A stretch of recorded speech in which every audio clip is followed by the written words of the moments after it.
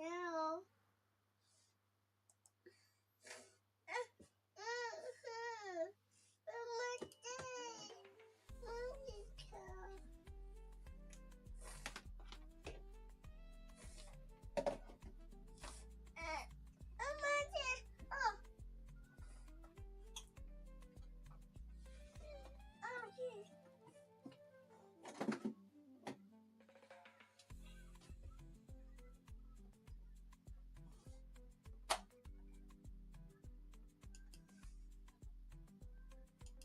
Is football acting tough against displays of racism on and off the field? Benfica's Gianluca Prestiani received a provisional one-match suspension after Real Madrid's Vinicius Jr. reported alleged racist abuse during last week's Champions League meeting. Let's speak to Paul Elliott, anti-racism campaigner, former Premier League footballer and Charlton vice-chairman, who joins us on the line now. Hi, Paul. Nice to speak to you again. Good morning to you, sir. Morning, Simon. Look, this means that the Argentine winger is set to miss the second leg in Madrid tomorrow. Now, he hasn't been found guilty of any offence, so banning him before guilt has been accepted, is that a slippery slope or is it standard HR procedure?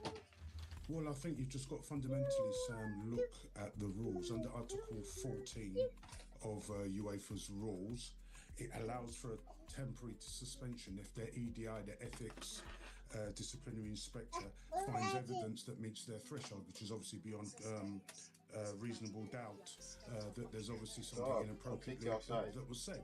So with that, you know, maximising and optimising that to the full, they've obviously made a decision, and I think it's the correct decision to obviously offer a one match in advance for the player. And I think also, Sam, this is about zero tolerance. This sends out a really, really strong message for me at the end of the day.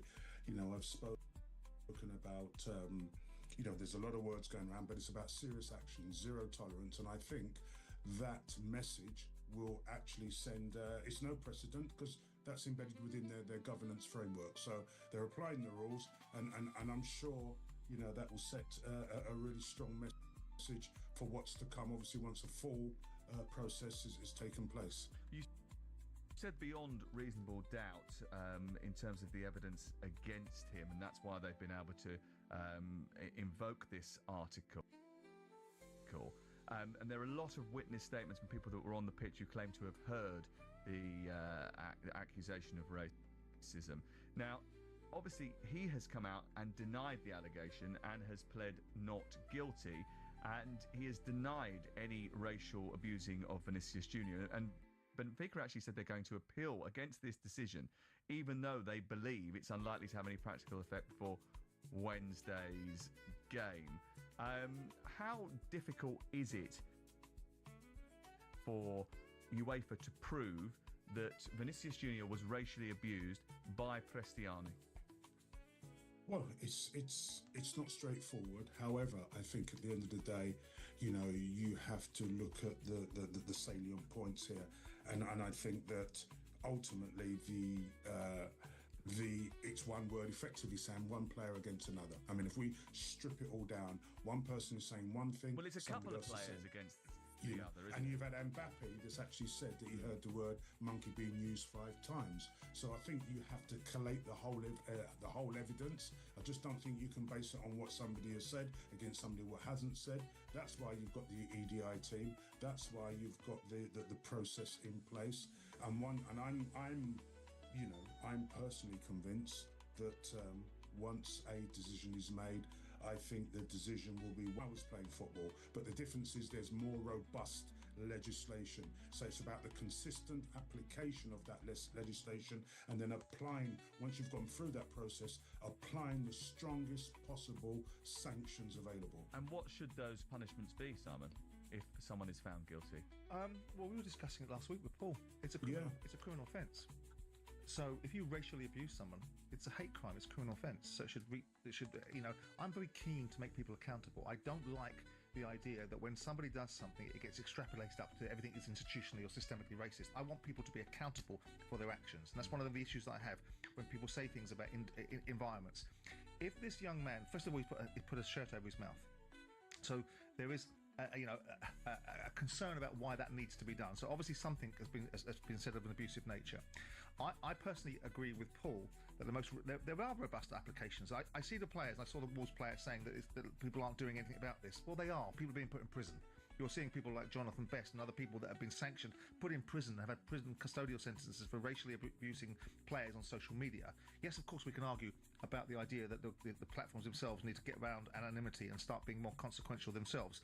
But in this instance, if you racially abuse a player on a football field, you should be subject to the same consequences if you did it in society.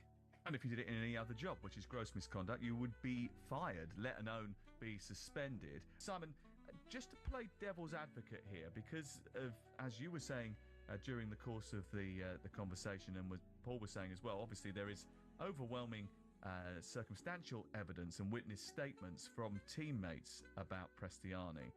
But, of course, we know that it's not cut and dry that he definitely will be found guilty, which is why they've given him just a one-match suspension, a temporary suspension. But if Benfica were to go out of Wednesday's tie and he wasn't available, and then subsequently, hypothetically, he was found not guilty, could that open UEFA up to any legal challenge? I doubt it. I think that they would have utilised a rule that Paul referred to that gave them enough cover to have deployed it, because ultimately now, or realistically, so many of these governing bodies are mindful of the fact that ownership and football focus in terms of what people are prepared to accept from governing bodies is now very much scrutinised. No one takes things at face value. No one recognises the authority of the government and challenges it. You see it all the time in terms of Leicester City are challenging the sanctions being put on them as a result of the breaches that they've been alleged by an independent panel and found adjudicated to have been found guilty. Manchester City are challenging the observations made by governing bodies for 150, and on we go. And there's not a preparedness to accept things. So I think they would have made sure that they're in a very clear space. The player putting his shirt over his mouth, for me, is a very telling situation as to what he did and didn't say. And there's varying reports about what he did and didn't say. And there's various indications of it. And we have to be very clear that when someone is found, by the same token as a victim in this, that, in terms of if someone said something that was of a racist abuse nature, if someone didn't, and then is judged in the court of public opinion, which is often is the case. I remember the example, and this is, I'm going off piece a little bit, of the referee refereeing the game in which Demba Ba was on the sidelines. And there was a group of coaching staff, and one of them said something insulting to the fourth official. The referee came over and asked which one it was. And the fourth official said the Romanian word for black, which is negro for black, and said the black one because it was the only person in the group that was black one. That was extrapolated up into racial abuse. Demba Ba went berserk, think he heard something. It was debated on Champions League by Nigel de Haan, and everyone should be getting banned and consequenced. And there was no other word in Romanian dialects for the word black. And it was a misunderstanding, a misinterpretation. I'm not suggesting this is the case in this instance. But when you're accusing somebody of something which potentially has huge ramifications, because if you get branded and labelled and found guilty of being a racist, then all of a sudden there's all kinds of consequences, potential employment consequences, potential ability to be able to find yourself marketed in a way that you can never make any money outside of football because it will always come with you. So it has to have a prerequisite amount of safety around both protecting the victim against the observation and also making sure that what people heard or what they think they heard is categorically what they did hear. Do UEFA deserve a little bit of credit for acting as swiftly as they have? Because it took just 16 hours for them to open a disciplinary case against Prestiani. 3 working days later, he was banned, pending the result of a full investigation. In 2021, Slavia Prague's Andrei Kudula was accused of racially abusing Glenn Kamara of Rangers in the second leg of a Europa League tie at Ibrox. Much like Prestiani, the Czech Republic international covered his mouth before approaching Kamara. UEFA issued him with an interim one-game ban 2 days before Slavia Prague was scheduled to play Arsenal in the next round of the competition. It took them a little while longer to deal with it. 8 days later, Kudula was banned for 10 games after UEFA found the case proven. That's slightly different to being guilty, isn't it? But he was banned for 10 games. So maybe they're actually speeding up their process, and they've got more robust rules now to be able to deal with these situations. So they should do. I mean, absolutely. But if you've got a situation at last, because it has been a situation where they've been criticised for. Well, yeah, we're talking about something that happened 4 years ago with Rangers, and we're talking about the sophistication. Once you've encountered something, and you know what it looks like, and you know what the ramifications of it are, and you know what the opportunities to address it quickly and promptly are, and you have the bandwidth inside your governance to do it, there's no reason why you shouldn't be able to do it. These organisations, with due respect to what UEFA are awash with money. They should be awash with the ability to be able to make decisions quickly and succinctly for the right reasons, not for the optics of things, for the right reasons.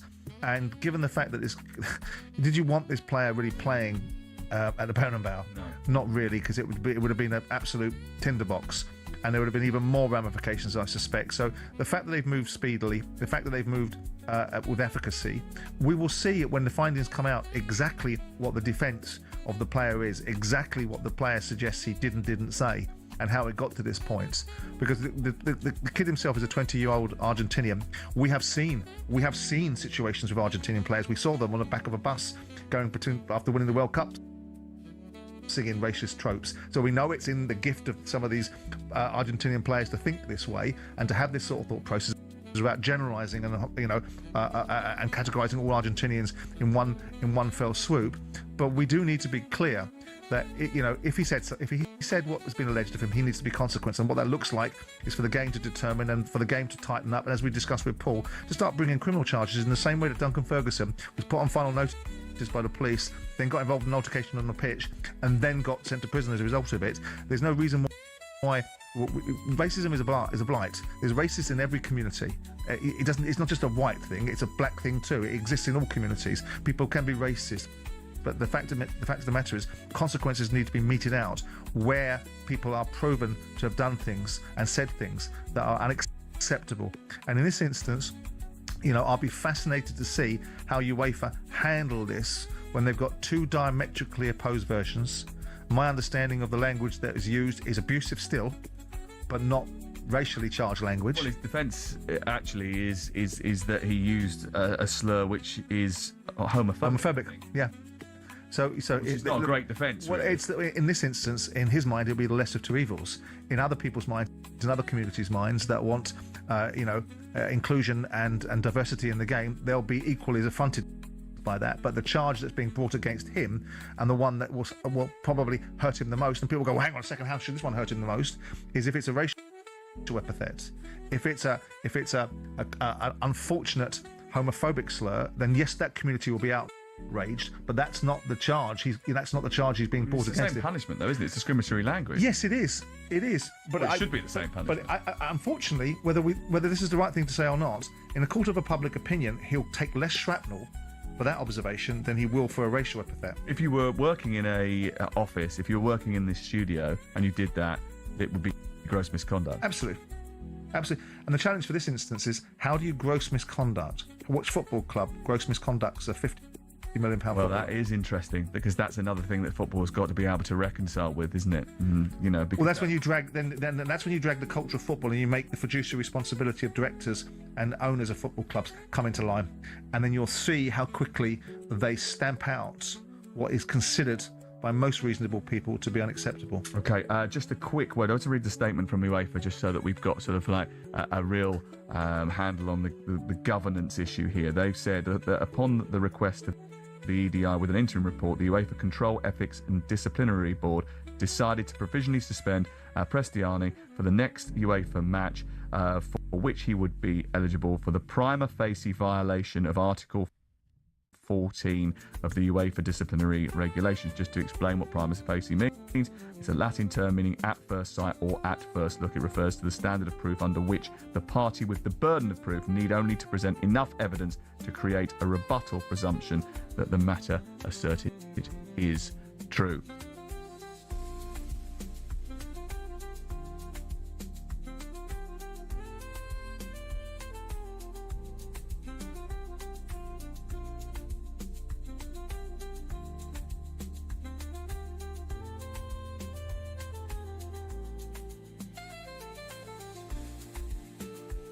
Man United have won tonight against Everton. Big result for them. flying high. Could they finish third? They're a good team. They could. Of course they could finish third. Yeah, absolutely. I mean, they just now 3 points behind? Yeah, of course they could. Of course they could. Aston Villa have still got European football. Man United have none. And they've got to worry about that, have they? They've got no distraction. The only distraction they have is pretty much weekend to weekend and which days they can have off. That's the only thing he's got to worry about. I mean, I've got to say Carrick's done a brilliant job, but he's in a Get the job. Maybe. Yeah, I mean, we'll have that Hold on. You were very... No, I don't think we should be talking... I don't think we should be talking about that now. I don't think that conversation... No, I'm not talking about now, but I'm talking about could he get the job? I think they're the best performing team in the country. Yeah, and that, what he's done remarkable. By the way, their keeper Lemons tonight, he was outrageously good. Tom Maguire. That's a prime Maguire. Like going back 4 years ago, picking that big slab head on everything. Yeah, I mean, they had a go, Everton, but the reality is, the truth is, they never really looked like they laid a glove on them properly. Not really. There was that one keen shot from distance second half where he pulls off a brilliant save. Other than that, they had him at arm's length. Yeah. Didn't they? They looked They weren't comfortable. great Man United tonight, but they done the job. And the goal Ada talking about, worth a £200 million goal from that pass from Cunha. You might not see a better pass all season.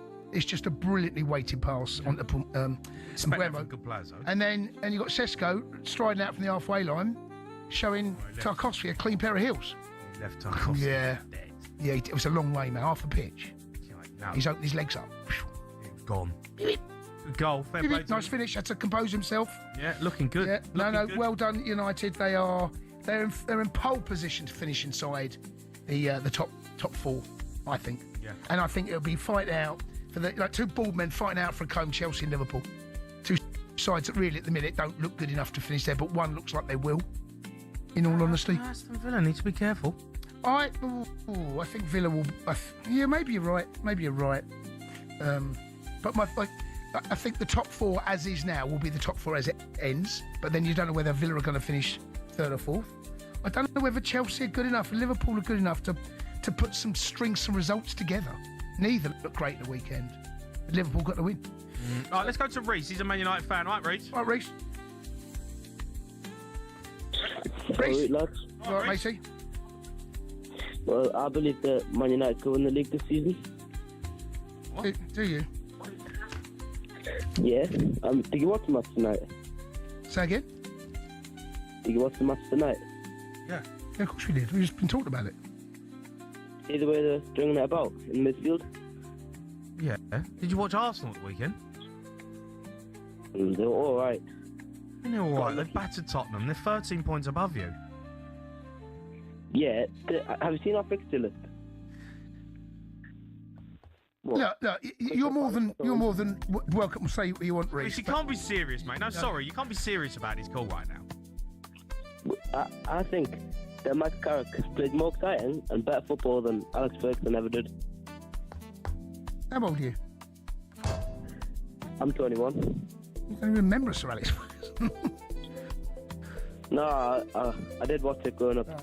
Look, I get why you're getting excited, Reece. But come on, matey. Behave yourself. Being silly. No, I think we can do it. And we'll give it a shot. Maybe 3 points off, but... Look, I think if you finish third, that's a remarkable achievement from where we came in. And I think you're more than capable of doing that. I don't know whether you're going to be good enough. I mean, unless one of them has a drastic fall off from grace. Arsenal City, which I don't see.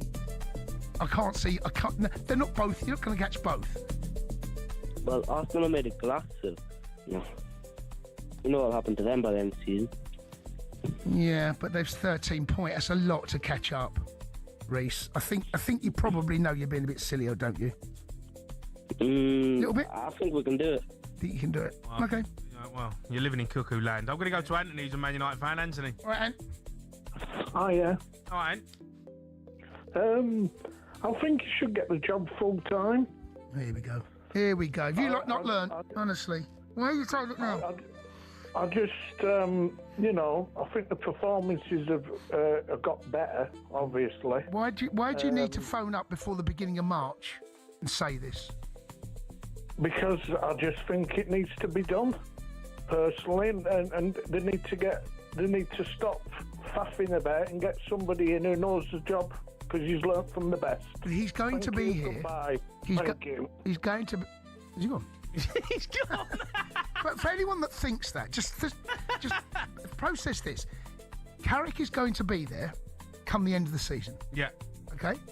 There is nothing is going to change there. He's signed that contract. He's going to stay. He's loving his time there. The players are loving it. Fans are loving it. I don't think this conversation on the 3rd of February. No, I don't think it's a Doesn't need to be- conversation. Well, it's a conversation that you're going to have, but it's not a conversation that needs to be addressed. You know, you can have a look at it at the end of the season in terms of where they finish. Yeah, and what we're seeing right now. I think things are rosy. if it carries on the way he's performing, I think he should get the job. I think he's got a decent backroom staff. Then we have that conversation. He's a good manager. He's performing well. Players enjoying it. Why not? You know, why learn not? from the Ollie experiment. I know you learn from that. I get that you can learn from that, but Michael Carrick ain't Ole Gunnar Solskjaer. No, but no one thought Ole Gunnar Solskjaer was going to be Ole Gunnar Solskjaer. Remember Rio's rant on the telly? I know, yeah, but everyone getting excited about it.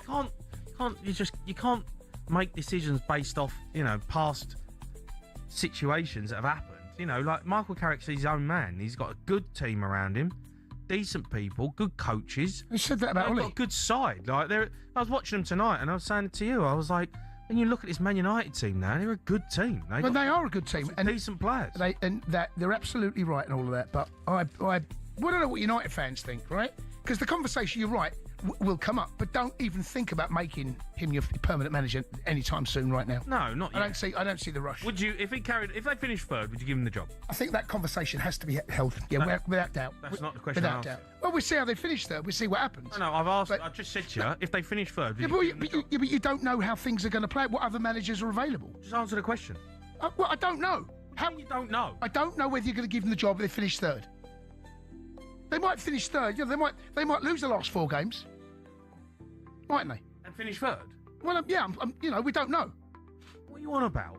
They might lose the last 4 games, like Ollie did, right? He had a terrible run. Once he signed that contract, he had a terrible end to the season. Things fell apart. Let's wait and see. That's like... No, it's the answer you're getting. It's just a cop-out. If you don't, no, it's not. Are you giving it him? If he finishes third, yeah, I'd give him the job. 100%. 100%. All right. What if they lose the last 4 games? And finish third? Yeah. Well, that means they were fighting for the title. They don't. If they finish third and they've lost the last 4 games, that means they're fighting for the title. No, it doesn't. Well, it does. No, it doesn't. Yes, it does. It does. What are you on about, Chase? It does not. They're 13 points behind. Yeah, and they lose the last 4 games and finish third. Yeah, third, but they could finish 10 points behind. They could finish 12 points, 13 points, 14 points behind, couldn't they? Yeah, but if they finish third, that means they've lost 12 points in the last 4 games. What if they finish 20 points behind second? Oh, well, then that's different. But well, that's what I'm saying. Yeah, but they've had an unbelievable run if they finish third and they lose the last 4 games. That's what I mean. All of a sudden, Villa could fall off a cliff. Chelsea could. Liverpool could. No, look, if you don't like the answer, don't ask the question. I think that conversation needs to be a place because depends who comes available, right? Depends who comes available in that. We don't know what might happen. I'm just saying. Let's go to Bob. He's a Man United fan. Bob. All right, Bob. All right, boys. All right, I normally come on here bashing United, and this is music to talk sports ears. What do you mean? Right. Sesko, what a player. No one's talking about this. He's Ruud van Nistelrooy in the making. And I tell you what's going to happen. You know, like when Ronaldo come back to United and Cavani give the number 7 shirt back over, well, Mason Mount is going to hand-deliver that number 7 to Sesko. Now, I find it insulting that before I come on, there was a presenter saying a £200 million goal. If Manchester City scored a goal or Arsenal, money wouldn't be mentioned, so that's an insult. No, I don't think it is. No. I think it's I think it's a good point worth making because all 3 of those players were signed in the summer and they've all underperformed really. But that pass from Cunha into Mbuemo and into Sesko, that was a brilliantly executed and taken goal. I don't know where you're getting all touchy. I don't know. Mbuemo's played great all season. Sesko had a bit of a slow start, right? And now I'm seeing what can be made. The one-on-one with the goalkeeper, Ruud van Nistelrooy would have put that up to bed. Now, if... I'll wait there because we've got to go to Jim Proudfoot. He is with Michael Carrick. Yes, Manchester United manager Michael Carrick is with me. Michael, thank you very much for your time. It's a different type of win for you tonight. Yeah, it feels good though. I have to say, I think I knew coming here was going to be tough, you know. And the boys had to dig deep tonight. There was a lot of work to be done. There was a lot of sacrifice, and so we can play a lot better than that. We know that we have done, and we will do. But sometimes you got to find a way. And I thought the defensive side. Crosses at times, balls in the box, corners. I thought we defended the box incredibly well, and then that's what we always feel we've got a chance in the game, you know. And it was the perfect counter attack really, in the moment when we needed it, and just a really good result for us. The boys have put so much into the game. We're delighted with it. It was a very well taken goal by Benjamin Sesko again, so he's really weighing in with some important goals for you. Is that giving you something different to think about, or is he in danger of finding himself cast in the role that he is at the moment? No, but listen, Ben's in a really good place at the moment. You know, we love him to bits. I think he's the way he works every day, his attitude to it. He wants to improve, wants to learn. I think part of our duty as well is to help him keep taking steps in the right direction, you know. And I think we're so quick to be quite extreme with players at times, and either so good or not so good. But I think managing that and keeping him on a good track and supporting him, and he'd be a big player, he'd be an important player here for a long time. I'm sure that, you know, he's got the attributes to do that. And, he's a big part of that forward line, so he's certainly not here just to be a substitute. But recently, he's made a huge impact for that, and credit to him, because we've obviously needed him. You talked about the fact that it wasn't one of your best performances with the ball. What did you put that down to tonight? Was that down to Everton? Was that down to you guys not being quite at your level? A bit of both. I think credit to Everton. I think they obviously come to make it difficult for us, and rightly so. That's we try to do the same to them, but probably our quality at times wasn't quite there. It's hard to be too critical of the boys, you know. But I think we know the boys feel that. Even we said at half time, you know, we can go up 2 or 3 levels, and we just couldn't quite find it at certain points, but at other times we did. So in the important part we did, and we made it count. As I said, sometimes you've got to find a way, and it's not going to be perfect. And tonight, defending as we did, give us a chance. So 1-0 away from home here is a good result for us, and we're delighted with it. And when clean sheets have been as hard to come by as they have historically over the last 12, 18 months, how important was it that you were able to win a game in that kind of manner, when in the last 20 minutes, the 6-yard box was always heavily populated? Yeah, that's just part of trying to make the steps of improvement, really, you know, and trying to help the boys and create that foundation for us to move forward. And as I said, it won't be perfect, you know. We've I don't know what it is, I don't even lost track of time now. Is it 6, 7, 8 weeks, whatever it is now by now? But so there's always going to be things for us to improve on. But to have the run of games and the results that we've had, obviously there's a lot that the boys are doing really well. And what encourages me is that we've still got big kind of big layers and a lot of layers of improvement to make. So it puts us in a good spot. As you say, it's been a few weeks. In some ways it will have gone very quickly. In other ways it will feel as though you've been in the job forever. What do you think the best decision that you have made so far has been? No, it's not about me. I think it's the players have been fantastic. You know, the way they've applied themselves, the way they've invested in it, and all more so tonight. I think when it's not quite coming easy, and it's not quite coming not quite coming easy, I guess, and you've got to find a way. So that's the spirit, almost, hopefully, that we've built up, and the connection between each other, and the trust and that belief, and that in the end it comes out, and then that's what you get. Michael, well done tonight. Thank you. Thank you. Cheers. 16 points. Michael Carrick there with Jim Proudfoot. He's done a good job, to be fair. It's unbelievable. I just said to you when we listened to that, what do you reckon Amarin's thinking? He's seeing all these results rolling in, and now he's seeing a clean sheet rock up. Yeah. Amarin must be sitting somewhere thinking, how did I do so badly? Well, he needs to look at himself in the mirror, because his tactics, his formation, the way he spoke about things, his arrogance, his philosophy. The players seem to love playing for Carrick. They seem to love playing. Because he's simplified it. Yeah. He's gone back to basics. 4-2-3-1. Decent players. You've got top players in that team. You saw the goal. That's a thing of beauty. Cunha and Buemo, Fernandes, Kobe Manu back in. Sesko up front. He's a good player. It's not rocket science. Fair play to Carrick. He's done a really good job. But Amarin must be sitting there thinking, I've made a fool of myself. Yeah, that's a tough one. Because this Man United team, this ain't a Man United team who are we're in a bad spot like Tottenham with bad players. These are good players. These are top players. Just getting coached wrong. So fair play to Carrick. He's done a really good job. I'm happy for him. And he looks like he's going to win Manager of the Month, right? He deserves it. First time he comes in at United, win Manager of the Month. Mind you, didn't Amrin win it? Didn't he? No. Didn't he win it at some stage this season? Amrin? Didn't he string a couple together? No. No? No, I haven't Amrin won. No, you're probably right. You're probably right. No chance.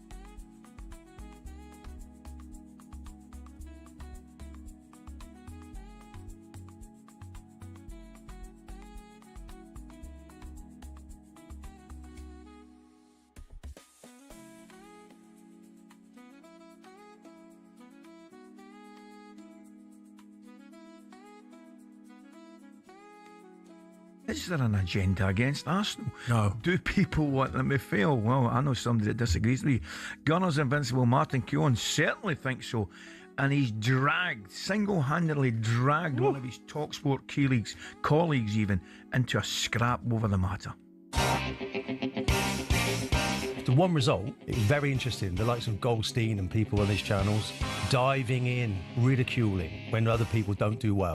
That's too far. No, that's not true. It is true. That's not true. I mean, 100% that's not true. I'm not going to defend Andy Goldstein because it's not in my interest. Or I have any Andy, play this later.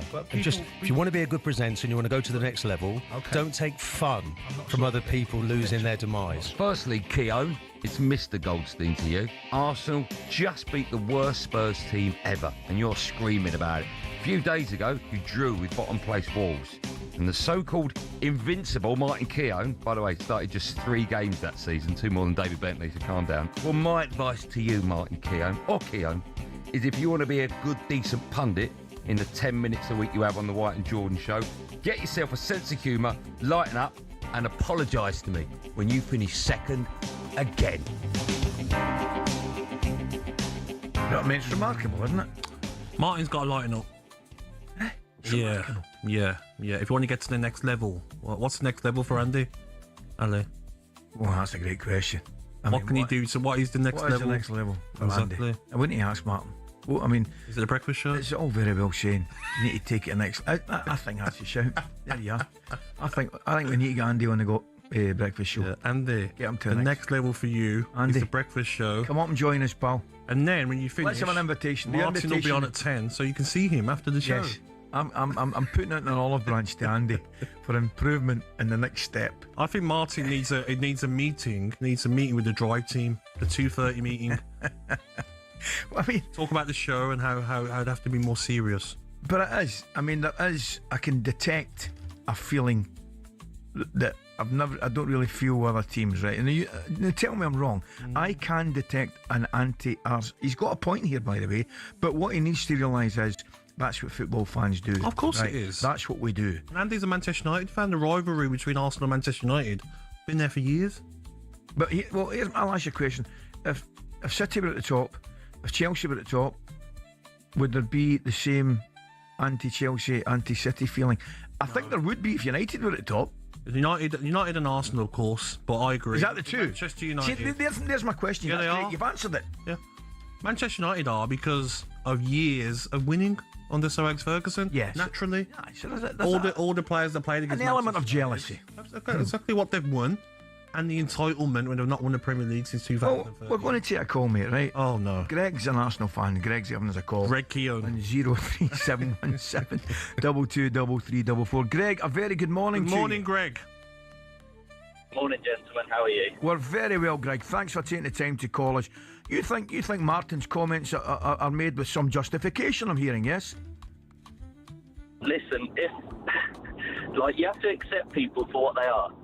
So, while you can either have the in-depth, actual professional football analysis from people that have been there, done it, won things and things like that, or you can have the clowny side of it.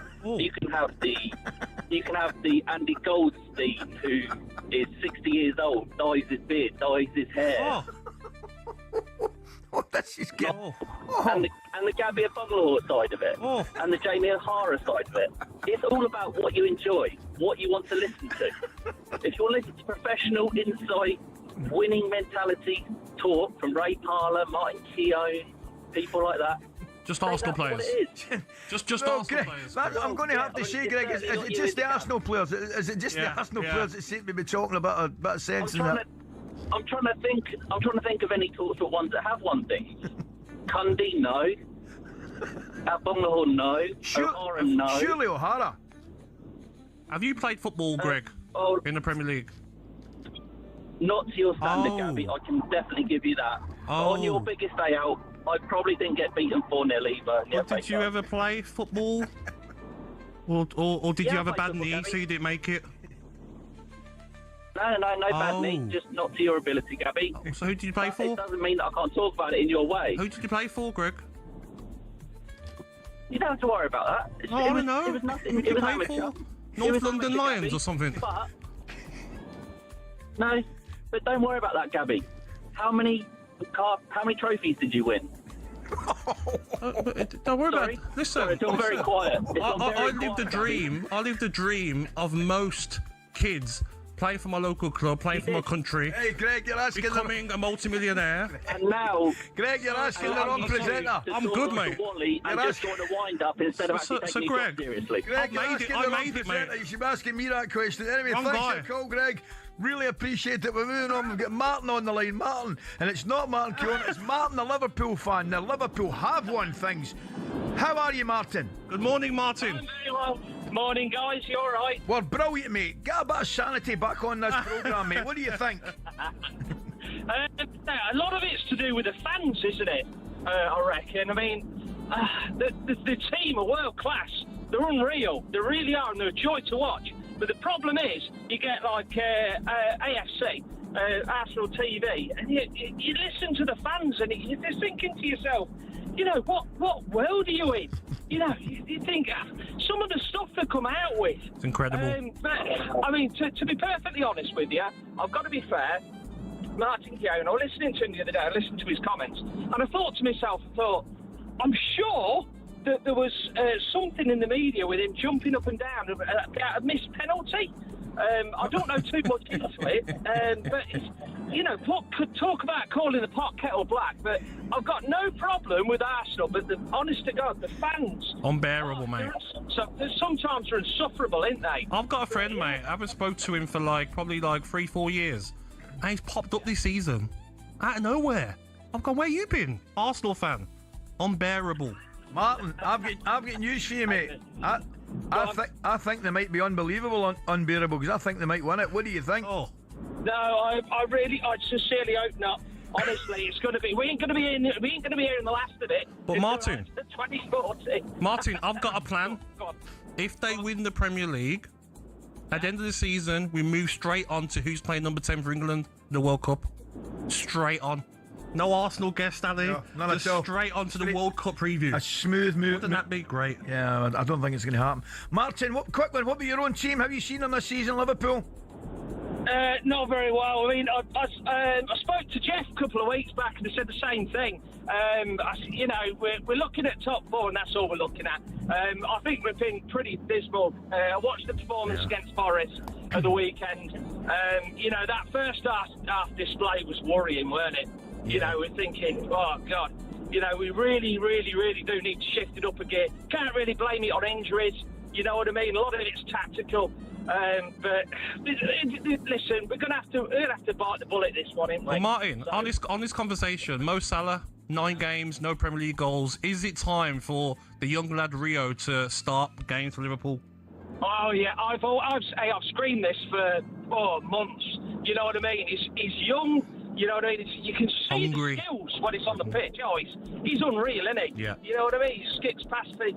But, you know, the problem is, because of Salah's calibre, you know, he started it. I mean, there was a lot of controversy before he went to Africa and stuff like that. But, you know, you can't... How long can you live with this for? You know, he's a world-class player, and I love him, and he's done so much for the club. Yeah. But, you know, you've got to start giving the young ones a chance. You really have. Okay, Martin, I beg your pardon. Thanks very much for your call. Thank you, mate.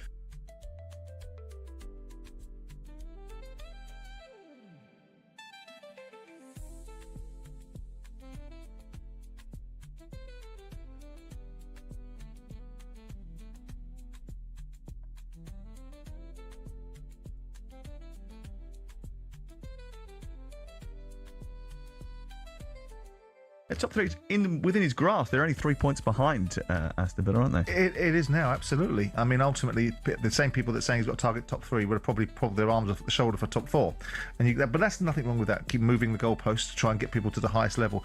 I mean, it's well within their gift. I mean, the top four, top three. If you do the job of getting yourself into a situation where you're playing European competition next year against the backdrop of a chaotic season, against the backdrop of a season that seemed to be more and more degrading Manchester United as a team, and now you've got yourself together again. All of a sudden, these players are looking like the footballers that they were paid huge amounts of money for, and representing the club that they represent, because they seem to have lost their way in that. My big criticism of Man United players is, have you forgotten who you play for? But it's a massive difference playing in not just European football, the Champions League compared to Europa League. If you think for every £1 you get as a business for the Champions League, you get 22 pence in the Europa League. But it's interesting, people were comparing the stats of Tottenham Hotspur achieving in the Champions League, qualifying automatically from the Champions League, yet they languish 16th in the Premier League. You've got Newcastle not hitting the heights of previous seasons, but qualifying through the Champions League. I mean, they're pretty much qualified now after they beat Karabakh 6-1, haven't they? So with all that in mind, and one of the answers that Anthony Gordon said about playing in Europe was that the top sides, they come at you and have a go at you, whereas it's more difficult playing in the Premier League because of different styles and different. It's 6 of one, half a dozen the other. The monetary side of things, the aspirational side of things, the player culture of wanting to play in Europe when they're not moaning about how many games they're playing, all leads you to Europe. But the reality of it is that the Premier League is still proving to be the hardest league for them all. Andy's a Manchester United fan, and Andy, I'm sure you won't mind going to Old Trafford more often next season if it means you're playing in the Champions League. No, that's it. I mean, firstly, thank you for having me on. Great show, lads. Thank God Martin's not here today. I couldn't stand listening to him whitter on yesterday. Honestly, invincible. I think a strong wind will blow him over. But, anyway, he's got some good points, and he's a good lad behind the scenes. Trust me. Honestly, every time he comes on, it's drama. Poor Arsenal, poor me. It's pathetic. Anyway, on to United.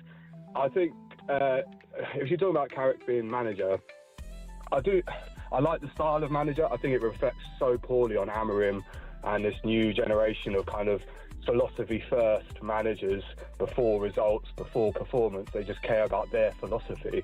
I like Carrick. I like Steve Holland as a coach. I think you've got sensible old heads in there. They're getting the best out of the players. Players like Mbeumo, Cunha, Hamad. They're all playing out of position. They're all like number 10s bought for Amorim.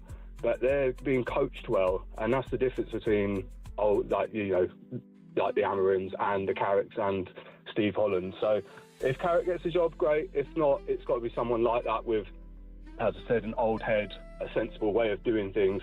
Not one of these new generation Liam Rossinias, talking about assignments and rubbish like that.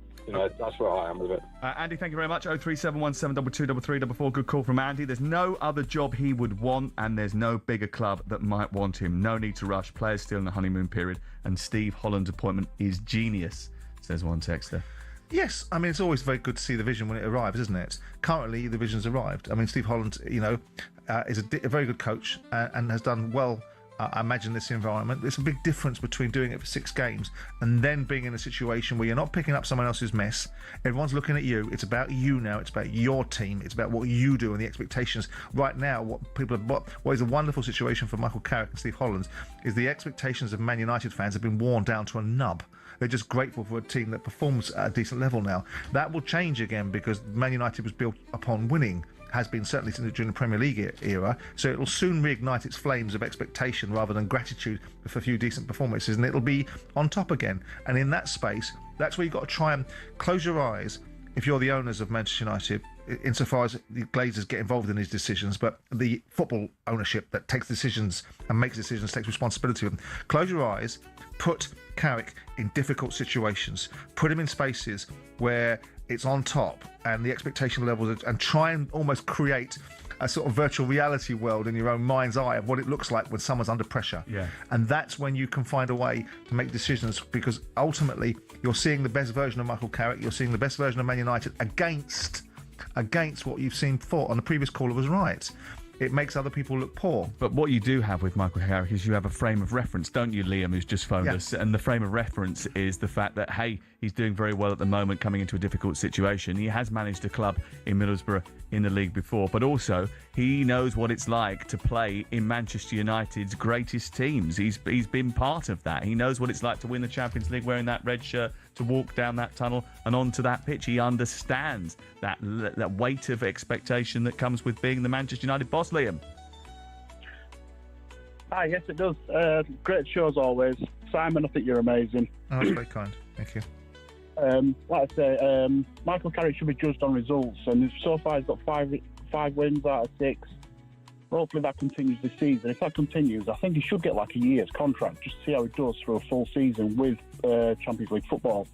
Then obviously, hopefully we can build on that. Like the previous caller said, we don't want to jump into any rash decisions, making knee-jerk signings, this, that and the other, like we've done previous. So it would be good to see how it does for a full season rather than just maybe 3 seasons, then it falling at first hurdle after 6-10 matches and then sacking him again. Just doesn't seem right. So I think try and see how we get on for the rest of the season, because it is a results-based game at the end of the day. Absolutely is. Liam, thank you very much. 03717223344. Shoaib is a Manchester United fan. Hello. Hello, good morning. Simon, great to finally get to speak to you. I've called a couple of times, but never got onto this show. Simon, I know you said, I think when Carrick was first announced, you backed Unai Emery to kind of be the best in class in the Premier League to take over. If the roles were reversed in terms of Aston Villa not qualifying for the Champions League and Manchester United do qualify, would you reverse that decision as well, or would you still back it? Well, it depends upon the circumstances, doesn't it? I mean, ultimately, Villa have a certain size of squad. They're competing meaningfully in Europe. If they were to go and win the European competition that they're competing in and drop out of the top 4 spots in the Premier League, they'd still be in the Champions League the following season. They still would have achieved what I consider to be meaningful outcomes with far lesser budget, hampered and hindered by the challenges that PSR puts on clubs like Aston Villa and Newcastle. And the UEFA constraints that they're under. And the UEFA constraints that they're under, and you know, ultimately significant ones because they've had to do deals with UEFA to keep themselves in a position of being able to operate. I think most of what Unai Emery does is of a very high level. I think his track record speaks for itself. Okay, we can look at that window of time at Arsenal where it's like following Alex Ferguson at Man United when David Moyes took over and was given no chance to do it. There was always this challenge when you follow someone behind them, a person that's been a sort of a legacy manager, that you're always going to have this challenge. But yeah, no, I don't think I would. I don't think I would. I think he's that good a manager.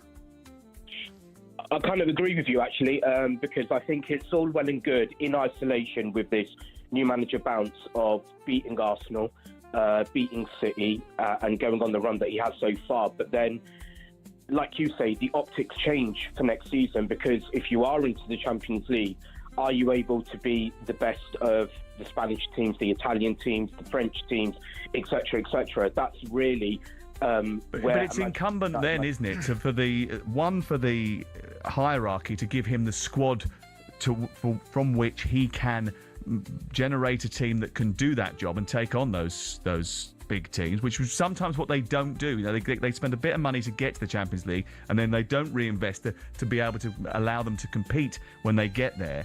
And it's also a bit of trust from the hierarchy to see how he's behaved behind the scenes, what his game plans have been so far, and whether they believe that he's got the tools to be able to take on those very sophisticated teams that he's going to come up against in the Champions League. They've got to be able to foresee that, haven't they?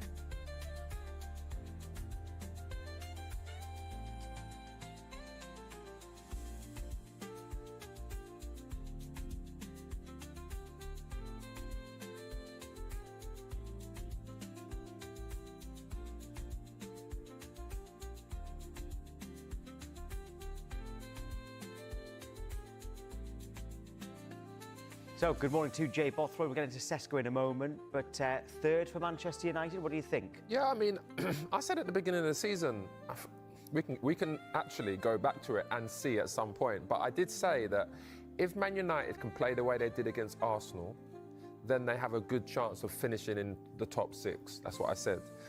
But now, seeing the way they're playing and see the way the league's panned out, I definitely think they can finish in the top 3. I think they've been fantastic. They're playing with energy. They're playing in a formation where everyone looks very familiar now. I mean, it's only a few points. There's a lot of games to go, 11 games to go now. I think it's going to be very close, and I agree with Gary Neville there. I think Aston Villa are going to get pulled back a little bit. And again, I'm not sure they will finish in the Champions League spaces now, especially with the injuries they have. Do you think Villa might, end up being 6th? Yeah, I got to say we're kind of assuming that 5th's going to be okay, aren't we, for the Champions League? Yeah, we're assuming that. But I mean, we spoke about it for a few weeks now. Are Aston Villa in the title race? I don't think they're in the title race. I mean, they are where they are because, they've done so well this season. There's no doubt about that. Emery's got them playing great football. But I never thought they was in a title race. I genuinely think that, Chelsea, are going to come strong at the end.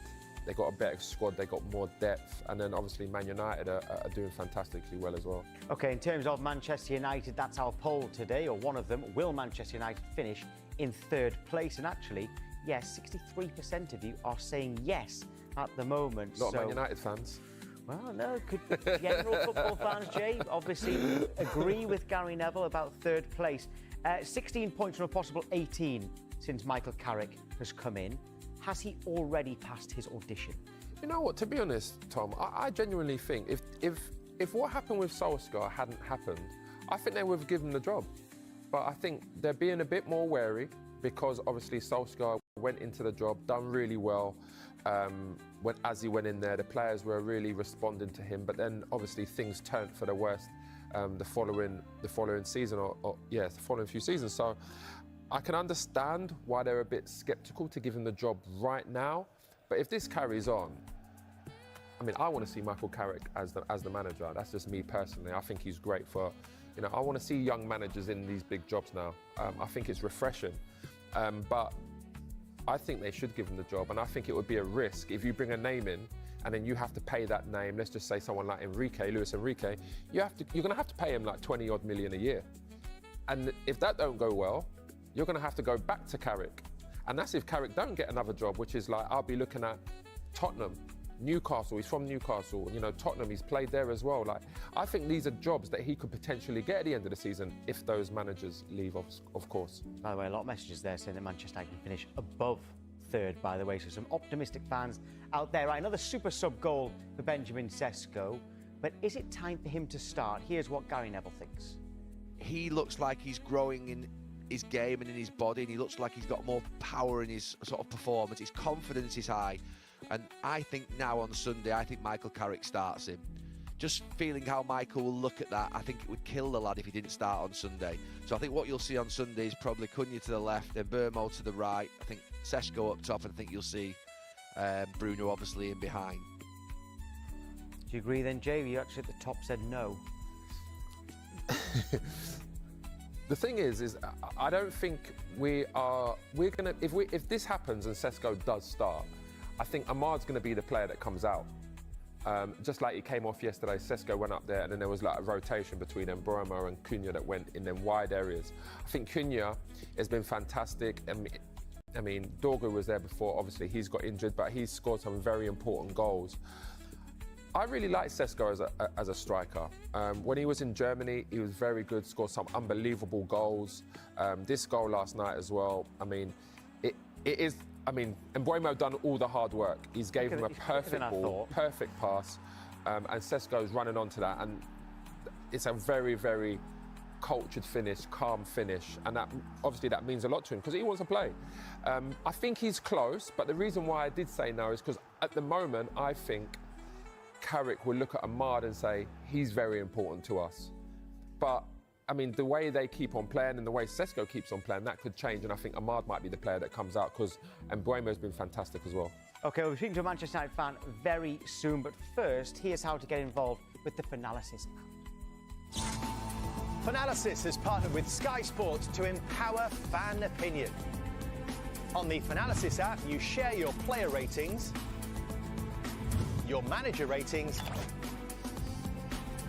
and your opinions on everything to do with your club, so that Sky Sports can put fan opinion at the heart of their football coverage.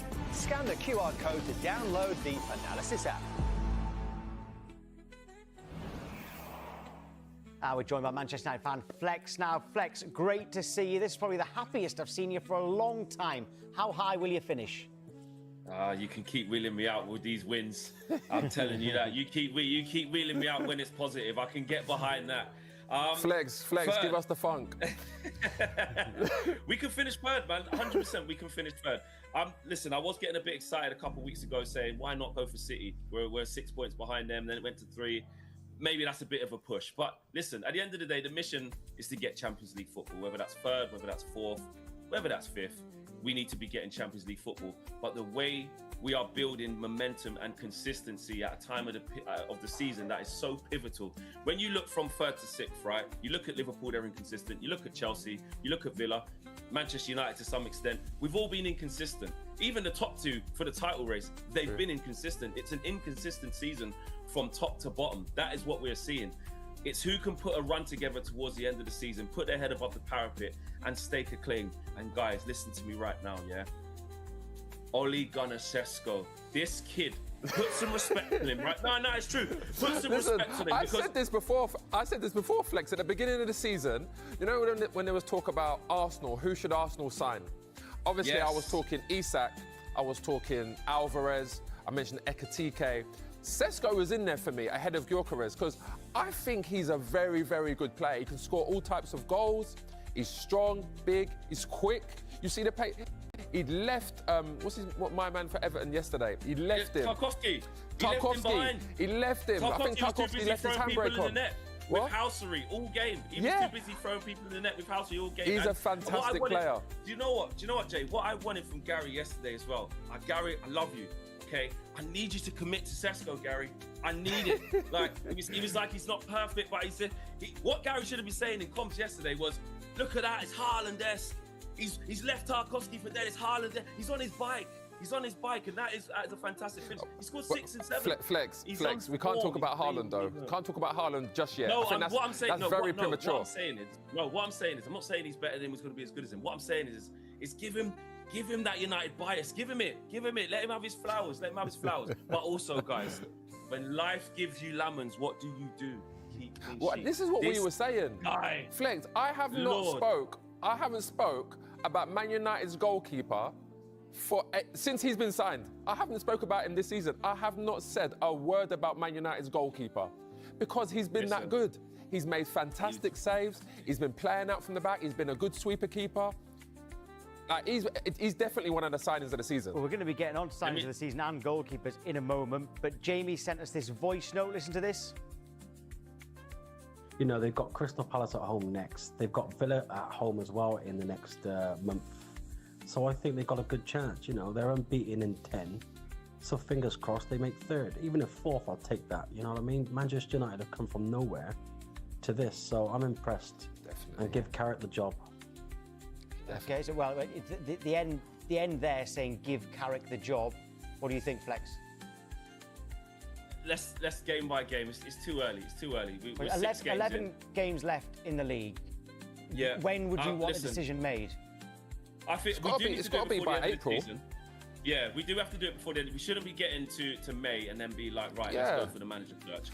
For me, I do understand that there's a lot of candidates for the job, and I before Carrick got there, I'm like, I think we should go for a top manager, an experienced manager, one of the big ones. But when you look at the managerial landscape and how it's changing, Thomas Tuchel's not available anymore, Carlo Ancelotti's not available anymore. How realistic is it that Luis Enrique is going to come to Man United, and what does that look like, the dynamics of that? If Carrick puts the footing down and puts the foundations down and continues to do this, he's probably the most appealing. I'll be honest, and I think you have to go with what you know sometimes. Flex, that's the thing you mentioned there, Luis Enrique. But I look at Luis Enrique. Luis Enrique comes to Man United.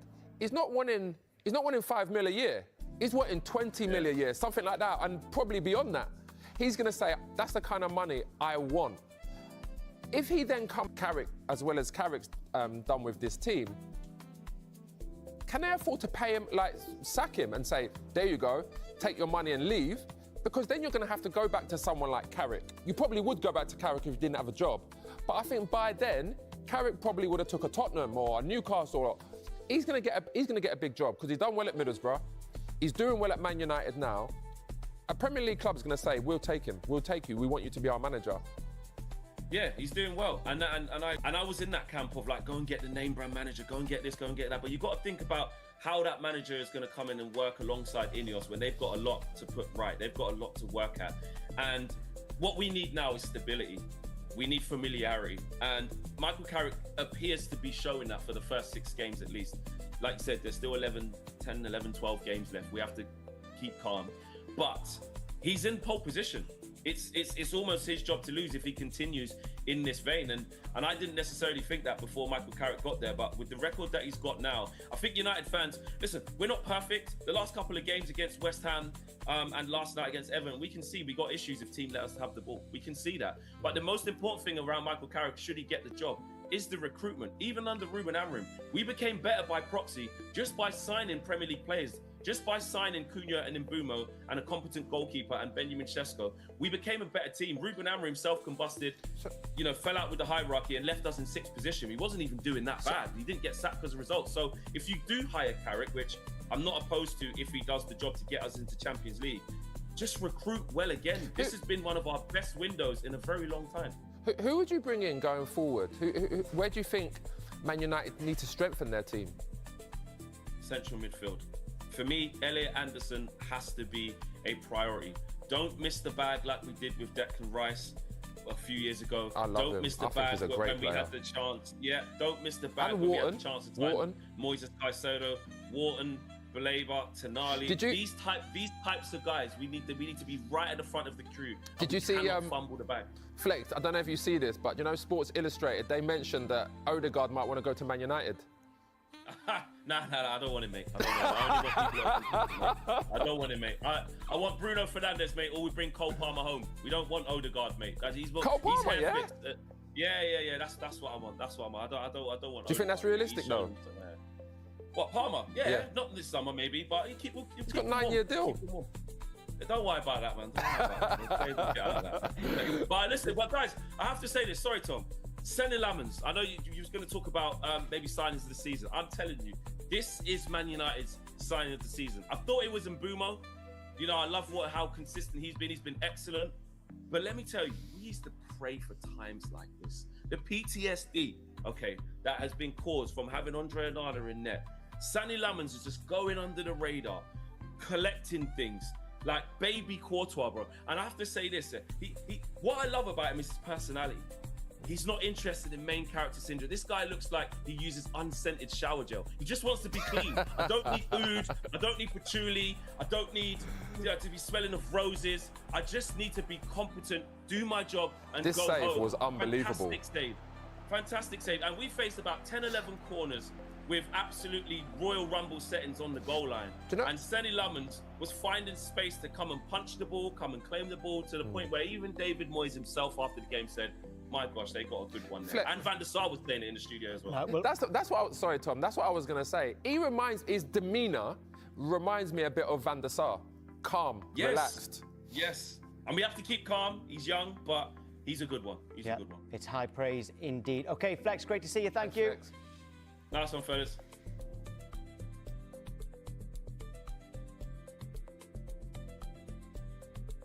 What a goal. What a moment. What a result. And dare I say it, what a manager. Rooney, Tevez, Ronaldo, Cunha and Mbumo Sesko. Now, obviously, I'm not comparing the ability of the player. I'm not comparing the presence of the player. I'm not comparing the forward line of 2008 is even remotely similar to the forward line now. What I am saying, though, is that Rooney, Tevez and Ronaldo would have been proud of the quality of the goal that was scored at the Hill Dickinson Stadium by Benjamin Sesko. The way that the 3 forward players linked up, Manchester United revitalised their front line in the summer. They gave Ruben Amorim a very expensive, newly assembled and largely Premier League proven new front line to utilise and deploy in the Premier League. And Ruben Amorim made a pig's ear of it. Suddenly we saw what should have been happening since August. Suddenly we saw the vision of Cunha, the driving force of Mbumo and the finishing properties of Benjamin Sesko. It was simply breathtaking football. And the bottom line, Manchester United look like Manchester United again. Do you know how important it is for a club to have an identity? Do you know how important it is for a club to be true to their spirit? A club to be true to their DNA? Now, I don't know if you ever heard Gary Neville talk about this, but it really was fascinating. He couldn't articulate exactly what he meant, but it made total sense. He said that he didn't know how to describe what Manchester United are. He didn't have the vocabulary. He didn't know exactly how to put it into words, what Manchester United are supposed to represent. But when he sees it, he knows. Now, that goal that we saw at the Hill Dickinson was Manchester United. It was the power of Manchester United. It was everything that Manchester United are supposed to be. Rapid, counter-attacking football. Brave, expansive, risk-taking football. That, my friend, is Manchester United. That is exactly who Manchester United are supposed to be. Now, of course, people love to focus on the mistakes that I make, the predictions that I get wrong. Erling Haaland is the one that will always come to mind. But when I said that Michael Carrick was going to be an excellent Manchester United manager, this is what I meant. I said that he will make them feel like Manchester United again. At a time when Ruben Amorim disjointed them. He erased the culture of the club. He did everything that he could to sanitise that football club. Michael Carrick is the antidote. Michael Carrick is the tonic. Michael Carrick is what Manchester United need. Ruben Amorim did his best to ruin that fabric. You know, the owners of the club don't really seem to have the true essence of what the club is supposed to represent in their heart. And even some of the players in recent years, you know, you think of Garnacho, they didn't seem to chime with the spirit of Manchester United. Suddenly, in comes Carrick.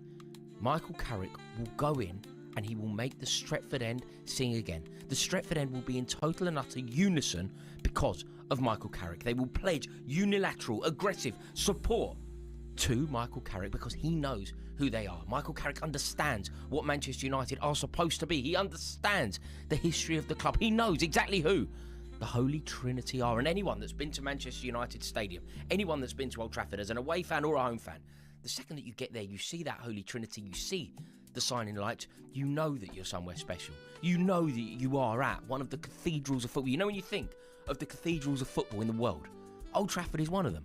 You can name them, can't you? The Bombonera, the Maracanã, Wembley Stadium, Old Trafford, Anfield, Stamford Bridge. You know, you can do it. Obviously, the Bernabeu, the Nou Camp, you can do it.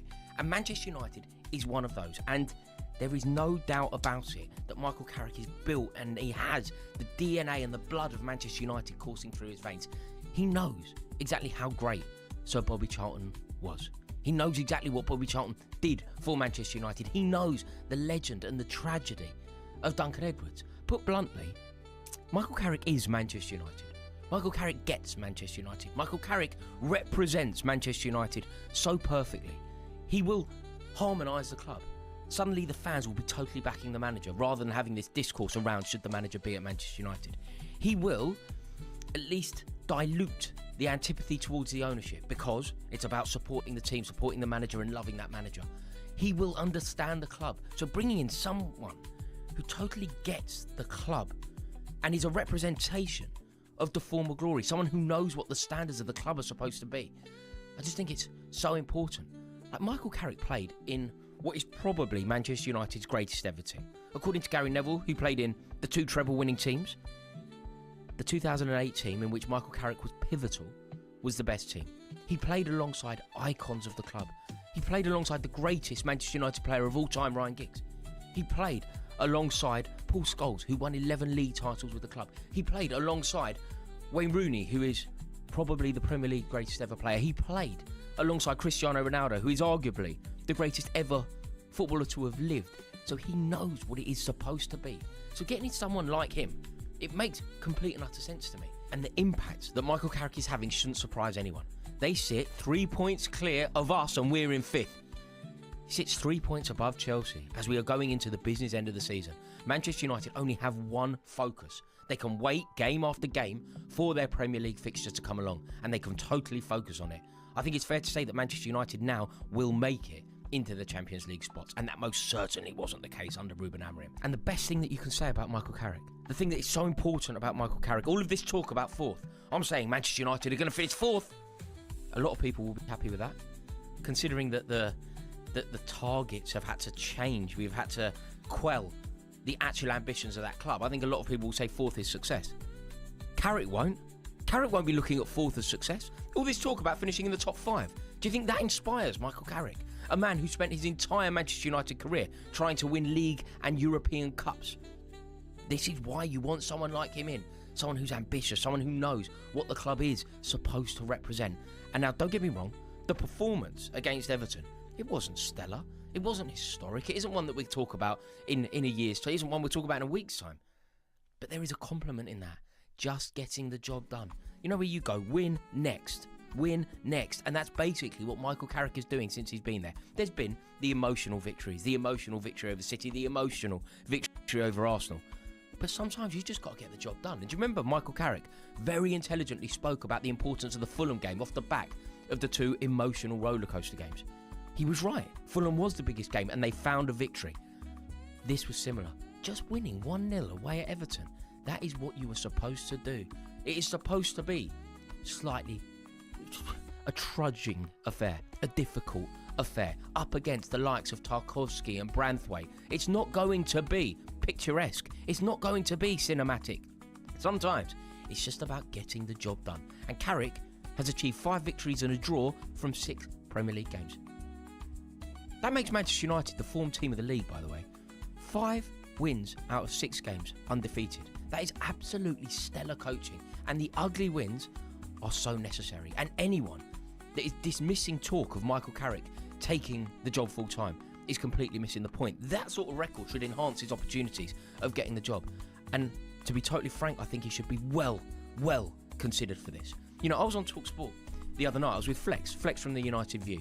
And we were discussing something that I think is so important to what Michael Carrick has done. Now, just before we go any further, could you do me a massive favour? Could you please click subscribe if you're enjoying this video? It really helps me out. I would love to welcome you into this community. Thank you so much. Now, the debate that I was having with Flex was about the managerial genius of Michael Carrick, but revolving around the contribution of Benjamin Sesko. Flex was arguing that Benjamin Sesko deserves to start games. He's been scoring, he's having a major impact, a major decisive centre-forward-like impact at Manchester United, and he therefore should be deployed from the start. I was arguing that that isn't the way to do it. Benjamin Sesko needs to be protected. He needs to be overprotected. He was thrown to the wolves slightly under Ruben Amorim, and he now needs to be totally closeted. I mean, you can have your opinions on it, but what I think Flex and I, who had a different position in terms of whether he should be starting, would agree on, is that Benjamin Sesko is a microcosm to demonstrate quite how brilliantly Michael Carrick has done. I think it is the best thing that he has done for the club, like dedicating time to make the £75 million centre forward comfortable, dedicating time, effort, precision to making sure that your starlet up front is feeling comfortable, because under Ruben Amorim that most certainly wasn't the case, and Carrick got Travis Binion working diligently with Benjamin Sesko to make him feel comfortable. He amended the shape. He moved Brian Mbeumo to play as a lone centre-forward so that they didn't have to rely on Benjamin Sesko, and then they could bring on Benjamin Sesko when maybe the opposition was worn, maybe the time was right. It is such an intelligent thing to do. Don't put the kid up front. Don't pin the hopes of a massive behemoth club like Manchester United on a kid like Benjamin Sesko. The way that Amorim did to Rasmus Højlund, to be fair. Like, bring Sesko on when the opposition are worn and tired. It's such a good example of excellent management. Anyway, right, that debate that Flex and I were having as to whether he should start or not. 5 goals in 6 games at the time was a really healthy return, and Flex was saying that against Everton, he simply has to start. My take was absolutely not. He isn't ready to lead the line for Manchester United. He isn't ready to face the challenge of Keane and Tarkowski. It's not the game to start him. It just isn't the right opportunity. I think that he isn't ready to be deployed as a main centre-forward, but he is ready to come on and have a major impact on the game and potentially bag the winner. And weirdly, it was a new feeling for me, this. I don't quite know how to feel about this, but I was completely and utterly spot on. 6 goals in 7 games for Benjamin Sesko under Michael Carrick. 6 goals in 7 games for Benjamin Sesko under Michael Carrick. He scored 2 in 17 under Ruben Amorim. I mean, I don't think that we need to go over this again, but sometimes I feel like I just need to make the point. Ruben Amorim is the worst Manchester United manager of all time. It is a disgrace that he ever got the opportunity to hold the reins of that great club. It is a disgrace that somebody so limited had the opportunity to manage a formerly great club. I cannot believe what a charlatan he is. I cannot believe what a fraud he is. I cannot believe the disdain that he has shown for Manchester United's fans, and I cannot believe that Manchester United fans backed him to the hilt. There is a compliment in there. Backing your manager is something to potentially be proud of, but on this one, their loyalty was just proved to be so incorrect. I mean, Carrick is doing so well, and one of the biggest things that Carrick is doing is he is slowly starting to overwhelm Amorism. You know the ideology of Ruben Amorism. If we see it as an ideology, Carrickism is gently trying to overwhelm the force that was Ruben Amorim, and you know, bit by bit, game by game, it's happening. We are casting Ruben Amorim into the ash heap of Premier League history, and for that, every football fan should be pleased. And Michael Carrick is doing his bit there. Like, I use Sesko as an example. Like, Sesko won't want to be labelled a super sub. I don't think that's the way he'll want to be seen. But Manchester United have a very rich history of super subs. A very rich history of super subs that have done wonderful things for the club.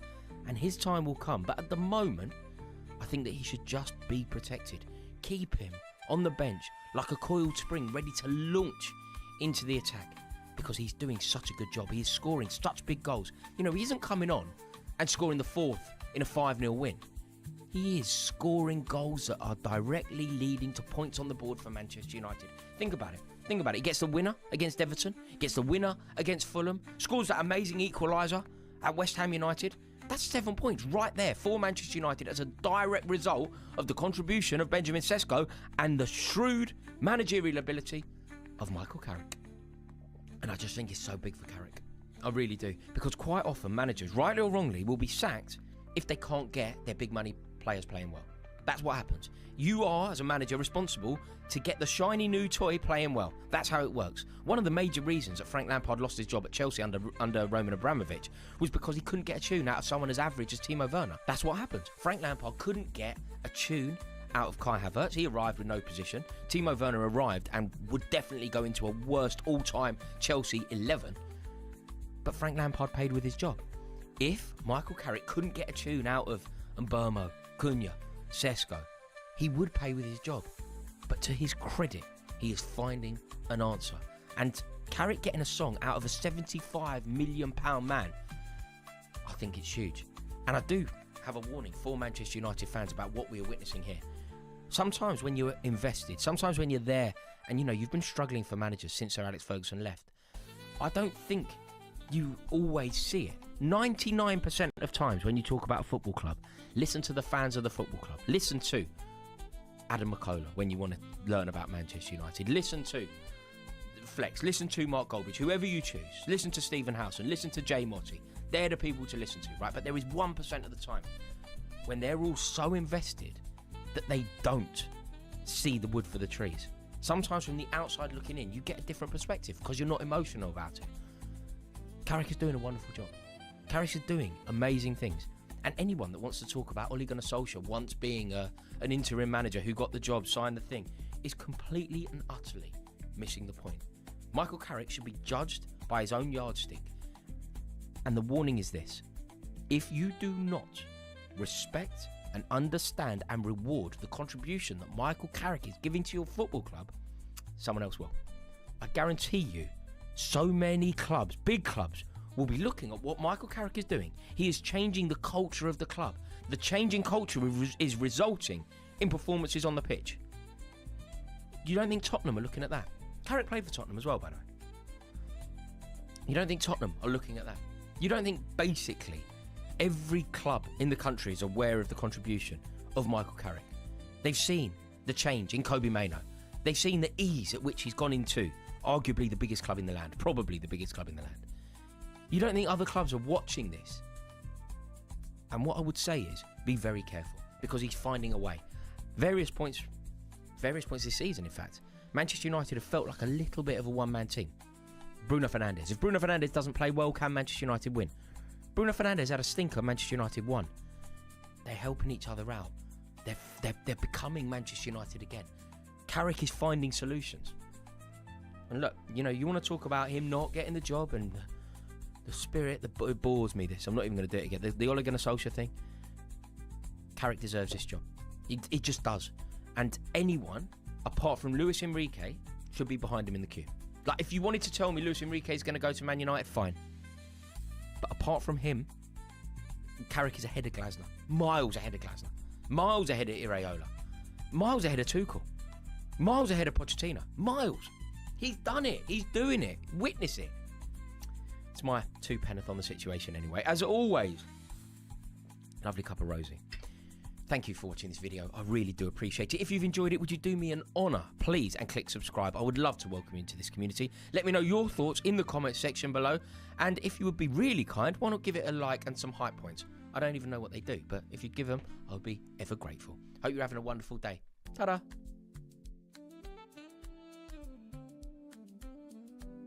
I'm frightened as a Villa fan. They're catching us, mate. They're catching us. Well, I said yesterday, mate, Villa will still finish in the Champions League I don't places. think they will, mate. I really What? don't. You know why? Because I've come in on a Tuesday morning to hear this. Their form, Ali, has been poor, mate. Really poor. Home losses to Everton, to Brentford. Poor again against Leeds. Literally a last-minute equaliser from Abraham. They are struggling. I think it's anxiety around Villa Park as well. Of like, we have to finish in the top 5 because of the financial fair play. But if you look at the teams chasing us, Ali, we've still got to play Manchester United at Villa Park. We've got to play Chelsea at Villa Park. We've got Liverpool. We've got to come to Villa Park as well. Manchester City away, last game of the season. Wolves on Friday night. That's not going to be easy. Local derby. You're not having it, are you? No, I think you'll be all right. Reckon. I hope so, mate. But Well, looking at the see, table, the Gabby I knew, the positive Gabby I knew way back years ago, he would have said, Man United at home, we beat them, that puts them at... Not the way we're playing, Ali. Like, we're really missing John McGinn, mate. I know, and It's amazing, forget about McGinn being injured. I'm scared of when he actually, like, retires, or leaves Villa. He's irreplaceable, mate. Energy. He can play off the right or left. He's been brilliant, John. Like, he's Hasn't a he big, been brilliant? miss, mate, in that team. Kamara, Tielemans. How long's he out for? I think he's out for another, 4 or 5 weeks, I'm sure. Just you take your time, John. Make sure you're ready for the World Cup. Get ready for the Yourself World ready Cup. for the World Cup, Joe. Well, as we mentioned, the final instalment of this round of Premier League games took place last night as in-form Manchester United made their first trip to Hill Dickinson for the first time.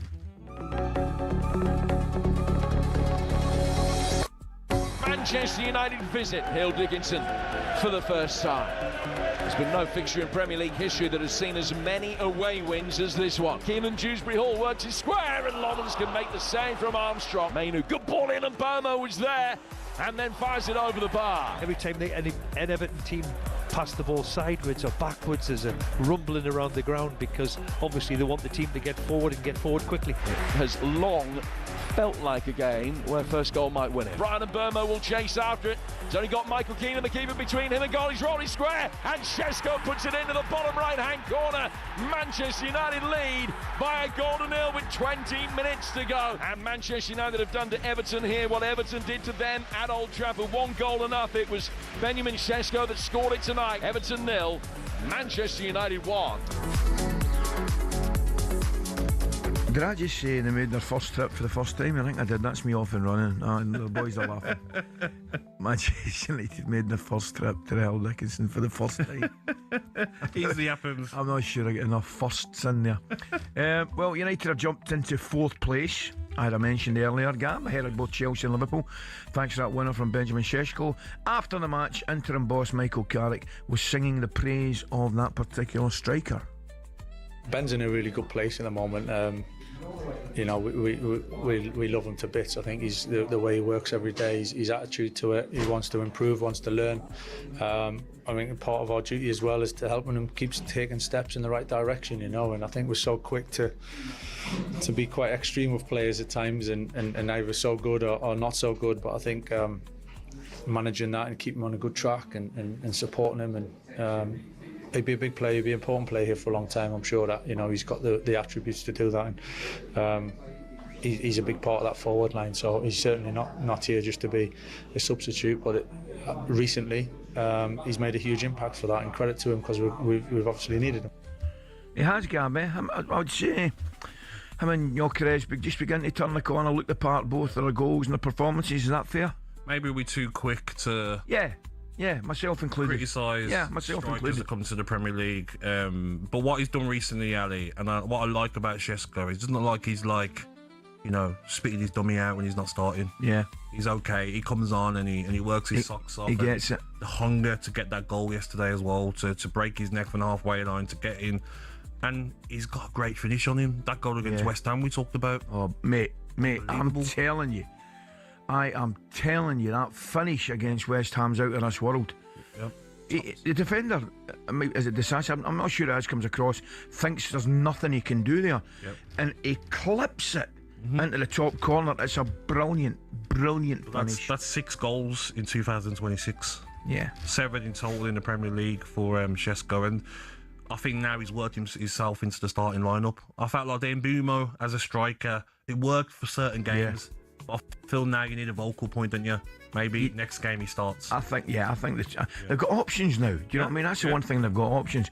We heard former United captain Stevie Bruce, he was alongside Jim Proudfoot in commentary duties last night. He was full of compliments for the Red Devils, front three in total.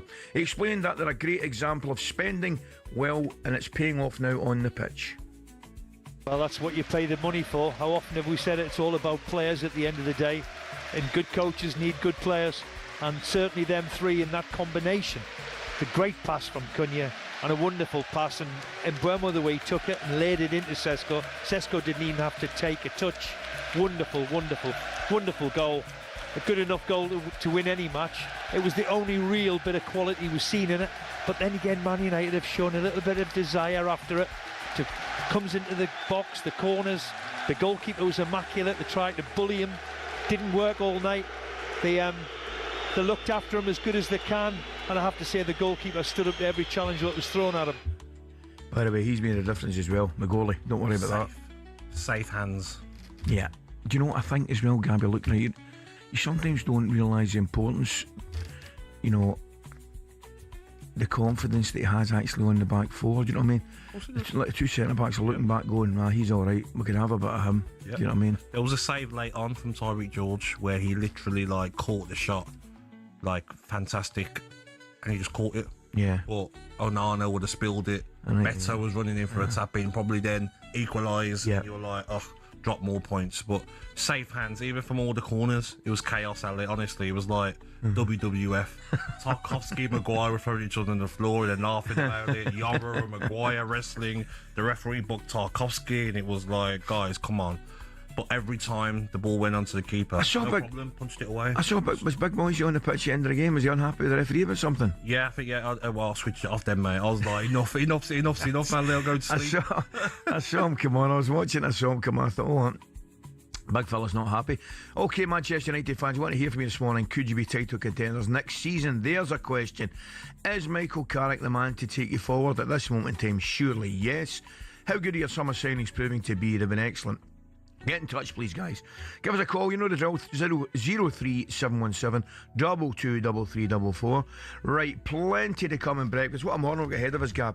And what a show we've got for you, including not one but 2 Winter Olympic medalists. Fantastic.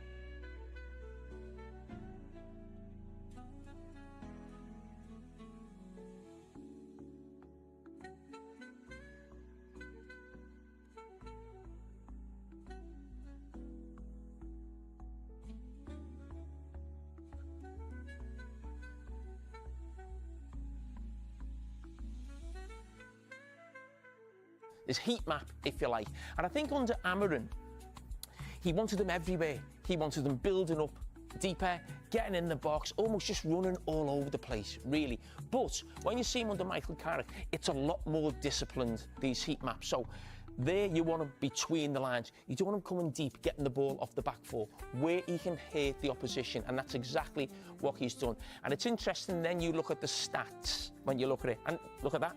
Open play chances created per 90, a lot more, obviously, under Michael Carrick. So you look at obviously the appearance, obviously big difference there, but touches per 90, he's getting less touches. But the big thing that stands out, those touches are actually more productive for the team because he's actually waiting at times for the ball rather than going searching for the ball and chasing all over the pitch. No, I think what you showed the picture before with the heat map. Where do you want your best players who can make a difference in the game? It's that position. Yeah. So you must have whatever defenders or center midfielder who can play that ball also. Make sure that he's there where it really matters. And that's the big one that stands out. Passes in the final third. That just comes from the fact that he was a lot deeper under Ruben Amorim. He was playing as one of the 2 central midfield players. But as I said, he's as good as anybody in this league and arguably European football between the lines, and that's where he needs to play. And servicing these front players who have got talent without doubt. And Brian Mbeumo, someone you've had a bit of an eye on in terms of his position, as you mentioned to Michael there. Yeah, he come in for me as almost like a right winger or a right-sided forward in the Amorim system. And I was surprised to see him go through the middle. But for me, he's been one of the best signings in the Premier League this season, and he suits Manchester United. I've heard Gary Neville so often describe what a Manchester United player should look like, and it feels like it's him. Huge spaces, huge pitch, but someone who can get you up the pitch with power and pace. And yes, this is a counter-attack, but you've got the 2 wingers initially, Bruno Fernandes in the number 10 position, but the power and pace from one end of the pitch to the other in Mbeumo and finish. And that's what he can do. He's been absolutely fantastic. And this, again, at Arsenal. So they became like a front 2. Brian Mbeumo again through the middle because we've got Ahmad here wide, Fernandes between the lines. And the question I've just asked Michael Carrick about changing Mbeumo's position from a centre forward is down to this man, Dorgu, I feel. So again, combining brilliantly with Bruno Fernandes. Fantastic goal from Dorgu, but Dorgu got injured shortly after in this game, and what they lost was the penetration in wide areas. So I think that's one of the biggest reasons why Mbeumo has now gone into this wide position. We see the front 4 there. 2 false nines in Cunha and Bruno Fernandes. Cunha has actually played wide left in the Fulham game, didn't quite work with Mbeumo through the middle, and since then it's been flipped. And a lot of that, as I said, because he wants that penetration in that wide area that he's lost with Dorgu being injured. But this has then given opposition teams problems as well. You haven't got a fixed centre forward. You've now got 2 players between the lines here, Bruno Fernandes. But look at the pace again, running from one end of the pitch to the other. That's what Brian Mbeumo gives you, whether through the middle or out wide. But again, we come to Cunha. We're talking about signings. Cunha again, Bruno Fernandes, no fixed centre forward. They're getting the width and penetration out wide. But this could be a big night for Cunha tonight in these positions. You think of the centre-backs who they're up against in sort of Keane and Tarkovsky. You don't want to be up alongside them. You want to be between the lines. But a big thing, as you mentioned to Michael Carrick, was there a chance Sesko played? But the big thing for Sesko and Michael Carrick right now, the scoring late goals, another big tradition for Manchester United. Always has been and always will be. And that's what that lad's done, coming off the bench, scoring vital goals and getting vital points for this team. And then, as we saw in the last game... The Ruud van Nistelrooy finish. Yeah. Yeah, of course, a little bit. And, of course, we know the history and everything. And most of the time it happened at Stratford End. This type of games, that you come off the bench and where you can help your team. Yeah, that's something. Yeah. And, of course, you had to talk about... Does he need to play? But yeah, the team is working. He says he's happy. Winning. He says Ben's happy now. He's not happy, but no, Michael knows, of course. Yeah, it's a team selection, so you only have 11. So if he can play whatever, half an hour, 20 minutes when it's needed, and of course, even when you're winning 2-0 or something, you may have to make sure that I think he makes the right substitutions at the right moment. Well, not only when you're losing, not only when you're losing, but also when you're winning. Have a look at this. I mean, it's just five games under Michael Carrick. There have been 3 goals by subs. If you compare that with the 47 under Ruben Amorim, just 2 goals by subs in all of that time. Does that strike you as strange? It seems a little bit, but I think my understanding what maybe Amorim changed a little bit more at the centre back a little bit, or changed something on the midfield. And I think Michael is changing in a positive way, in an attacking way. So I think that helped a little bit. Of course, Diallo is also fit, so that helps a lot on going forward. But I think mainly what you mentioned a little bit with Cunha and Moreno. Experienced Premier League players, they know what I think they changed the strategy a little bit on the recruitment side, and that benefits them now if they play in the right system and gives the right results.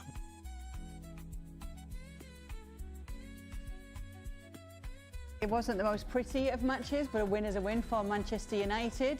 And it is enough to have them in 4th position, 3 points ahead of Chelsea and Liverpool as it stands right now after 27 games played. It also sees them going back to winning ways after that draw against West Ham last time out.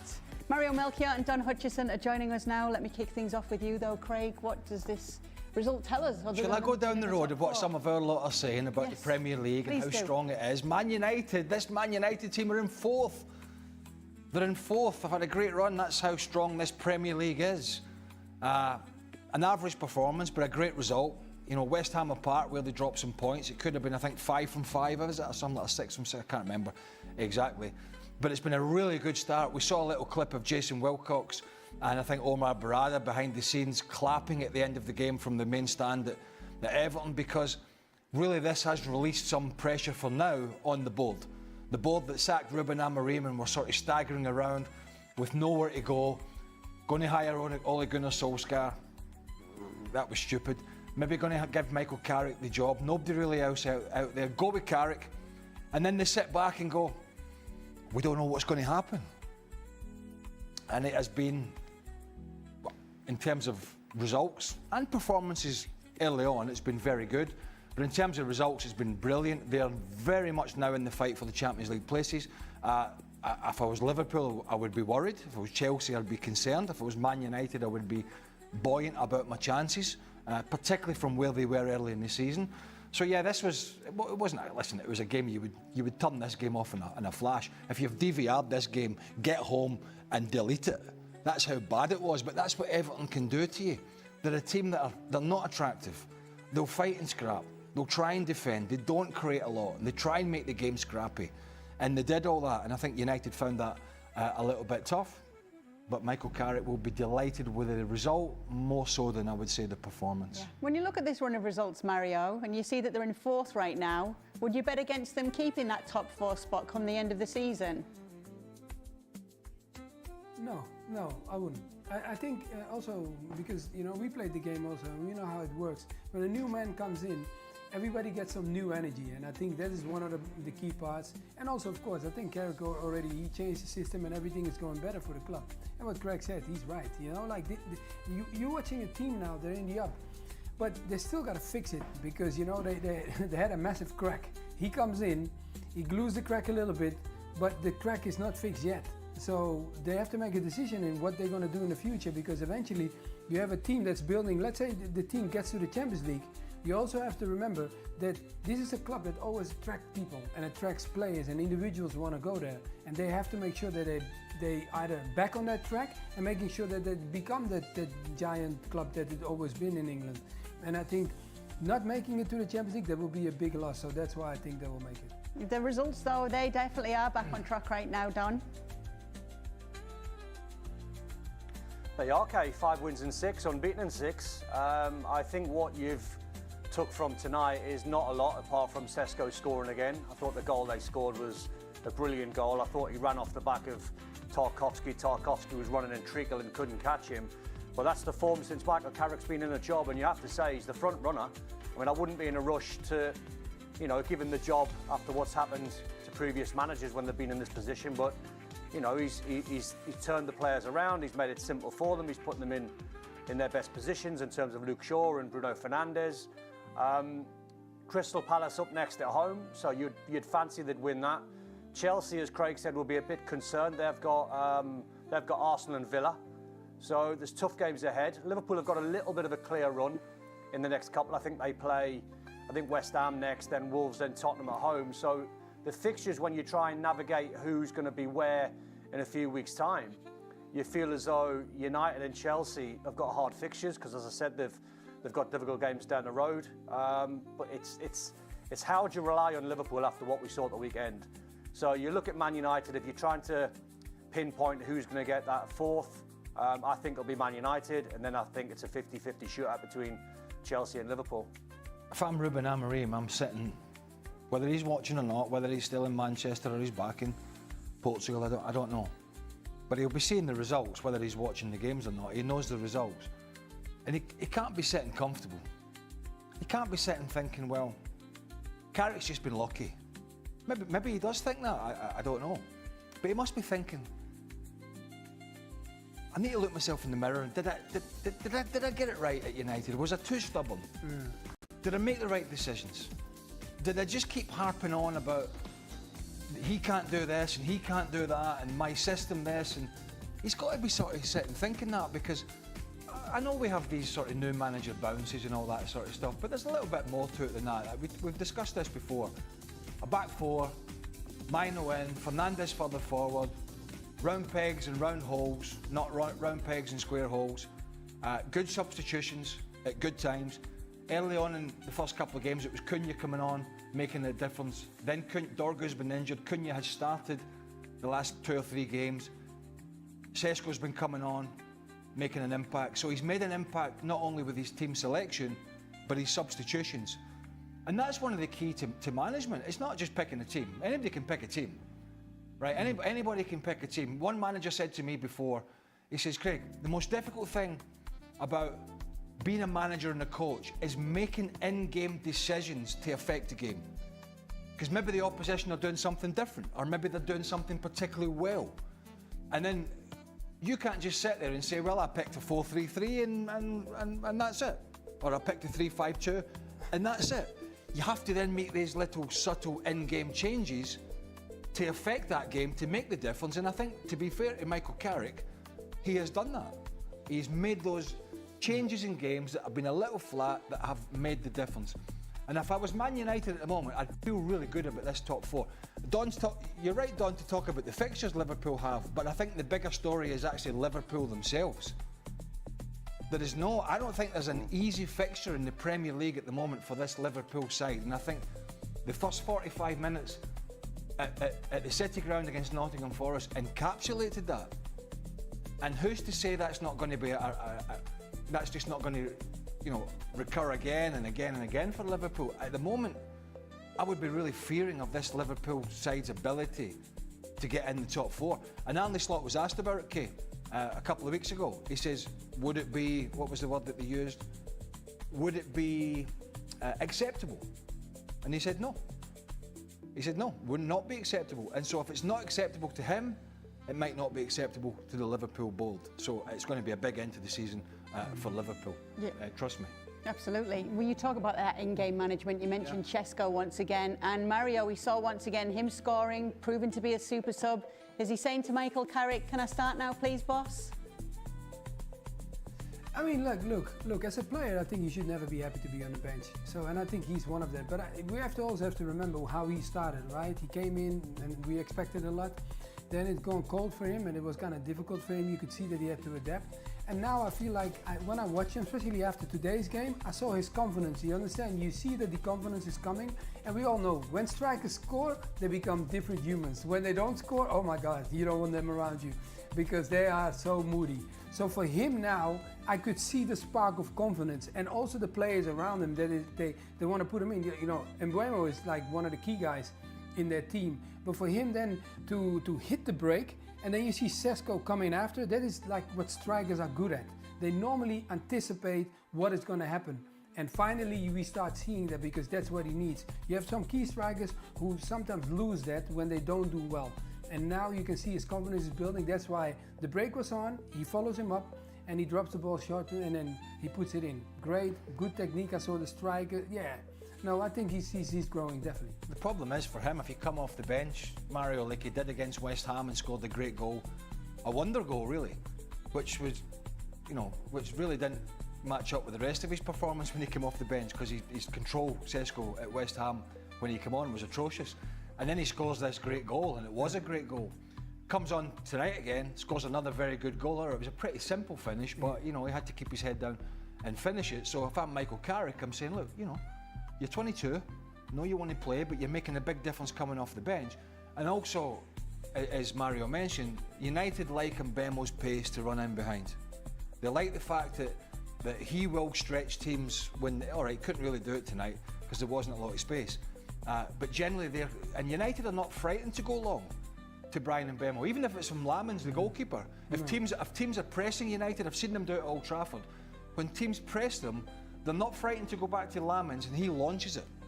He launches it and tries to launch it in the channels, and then Mbeumo will run in there. And he's key to United doing that. So I don't really see that changing anytime soon. But in terms of Šeško coming off the bench and making an impact, it's the perfect scenario really for the United manager. So talking about the United manager, Don, what do Manchester United do? Do they wait to the end of the season to make a decision on whether it should be Michael Carrick to stick around? Yeah, I think they will, but I think even Michael summed it up himself. He got asked the question about 10 days ago and he said no, he said the club should wait. He's a very honest guy, Michael, and just going off the back of the Šeško conversation there, he'll be wanting Šeško to bang down his door. You put it quite nicely and quite politely there when you said, please can you play me boss? But when players knock on a door, it's not exactly how they phrase it. And after he scored the goals that he scored, he should be knocking on the manager's door, asking to start. And Michael would appreciate that, and Michael would welcome that. He said himself in terms of the job, he said, the board should wait, Sir Jim Ratcliffe and Ineos should wait. They have to wait till the end of the season. They're not daft. They've made some daft decisions in the past, in the recent past, but they're not going to be forced into looking at a manager's 6 or 7 games and thinking, right, he's the man for the job. If he keeps on winning and they stay undefeated and he gets them in the Champions League, I honestly think he'd be favourite for it. I think, you know, Xhaka made a point, a very good point actually, you know, albeit he's laying on a sun lounger in Trinidad as we speak. Conveniently. Conveniently. He's not bothered to come back. Oh, there's a lot of snow. Is he back? No, he's not back. The old flight got cancelled, didn't it, on his birthday, Don? What do you think I'm doing here, Don? I know, I've seen that. Today I'm Xhaka. But he made a great point the other week. Glue. He made a great point the other week. He says, regardless of what happens with Michael Carrick, United have been such a mess with decision making that they have to be ruthless. And even if it means Carrick does this great job, but they feel they have a much better candidate, whether it be Thomas Tuchel or whoever it is, and that's all subjective at the moment and hypothetical. But if that is the case, and they have somebody with a CV and an experience and a track record that is much better than Michael Carrick, then that's the decision that they have to make, and I think that was the point Xhaka was making. We can't make these sort of Ole Gunnar Solskjaer. Are they running out of that guy though, Craig? Craig, are they running out of that guy because Thomas Tuchel's just signed a new Yeah, but once England have a disastrous World Cup, Ancelotti's just about to sign a new 4-year deal. World Cup, yeah, Don. Yeah, but Well, once true, they... but I mean, are these guys? Yeah, no, I take your point, like, but I'm just thinking, Man United have gone through so many managers like Jose, like Van Gaal, like Amorim, who've put their titles on the table and said, look, this is what I'll bring. Yeah. And they've not exactly delivered. So why wouldn't it be Michael?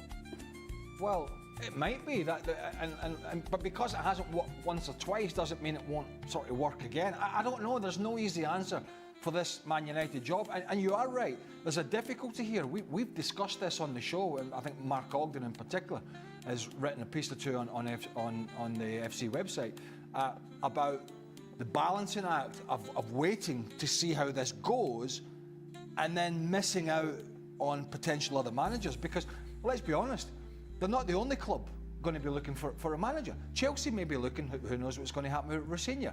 Tottenham will be looking, okay, they haven't got the pull of Man United, but they will be looking. Maybe Man City will be looking in the summer for a manager. Yeah.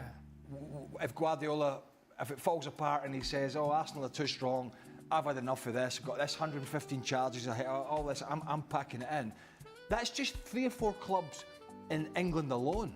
Never mind before you get to Spain, Italy, Germany and the rest. So there is a danger in playing the waiting game, and I wouldn't want to be, guys, I wouldn't want to be this United board who have made, and listen, you know, this board are not, they're not culpable for all the mistakes that have been made, but they've certainly made some. Amorim and the Ten Hag new contract was a disaster, and they're in a position now, Mario, I suppose, where the next decision is probably the biggest decision they're going to have since they arrived at this club and put that money in. Yeah, but Craig, if we look at them now, right, don't we expect a team like that to have a prep? They give us the feeling that they're not even prepped to let this situation happen to them. Normally, we were talking about Man United. Man United, how can, give an example, a Bradford and a Brighton, they always have a list of 5, 6 managers that they can pull something from. And Man United, I have a feeling, I know there is timing. I know timing is important because sometimes the one that you want is not available, but still you have to have your list and say like, these are more potential guys that I'm gonna go after. And if this one comes up in the situation, I might have to adjust it. And they don't give me the feeling at the moment that they know exactly what they are planning. It feels more like, okay, Carrick comes and takes the job, does a great job for them, and now we are talking about, okay, are you going to let him go? Are you going to keep him? Okay, we know what happened to Solskjaer. Okay, then they end up giving him the job. But now, also as a coach, I don't know how Carrick, he might comes out nicely, like how Don said, but would you want to wait that long? No, after a while, I also want to know what's happening, because sometimes managers show them the smile, but it's not always what they think. So I don't know, what is it, 11 or 12 more games? I'm sure he wants to know what his future is going to be like. It's not just it's not just the recruitment on the manager side, Mario. If you think about it, it's the recruitment on the player side as well. It's not just about, and it shouldn't just about being gone out and spending 100 million or 70 million or 65 million on a player every time. Yeah. You look at what other clubs, certain other clubs are doing, particularly Brighton and Brentford and one or two others, who've sold all their best players, but seem, on the face of it, with their data-driven, I think it's data-driven for the most part, but a good recruitment policy and a good scouting system, going out and finding the Caicedos. And, you know, don't forget, Basuma was at Brighton, Caicedo was at Brighton, McAllister was at Brighton. The list goes on. You know, these clubs are going out and signing these players. They're ready to pounce once they sell their players. United have to be in that position as well. It cannot just be about trying to go out and splurge 200 or 300 million every summer to fix the problem. There has to be a balance between signing good quality, expensive players and going out and finding hidden gems and then bringing them into the team, and you sit back and go, wow, what a signing that is. Other clubs seem to do that better, not just in United, than some of the big clubs who seem or the clubs with more money, who seem more fixated to me and just being able to go out and spend that money rather than finding these players. I think some of the other Premier League clubs, and I'll throw Bournemouth into that ring as well, who've just sold 3 or 4 top quality players. Why are the real big money, the real big heads in the Premier League, why are they not finding these players? Why are they waiting for the smaller clubs to get these players, and then they go in and they spend a fortune to bring them to their club? If that was me, I'd be saying, it's because they got the money, Greg. Yeah, but where they got the money, that's why they're doing it. It's not smart. But where's their scouting system, though, to go and find these players in the first place? Yeah. Why are they leaving these players? It's a bit like Virgil van Dijk at Liverpool. You know, people say, well, there was a great bit of business from Liverpool. What are you talking about?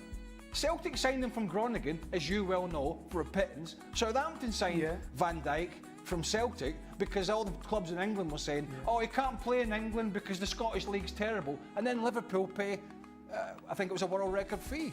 So I think the bigger clubs, and I include Man United in this, their recruitment of low-cost, unheard-of players has to be better. Yes. Absolutely. There'll be more talk about Manchester United. We might have sort of digressed this. That's okay. It's Manchester United talk.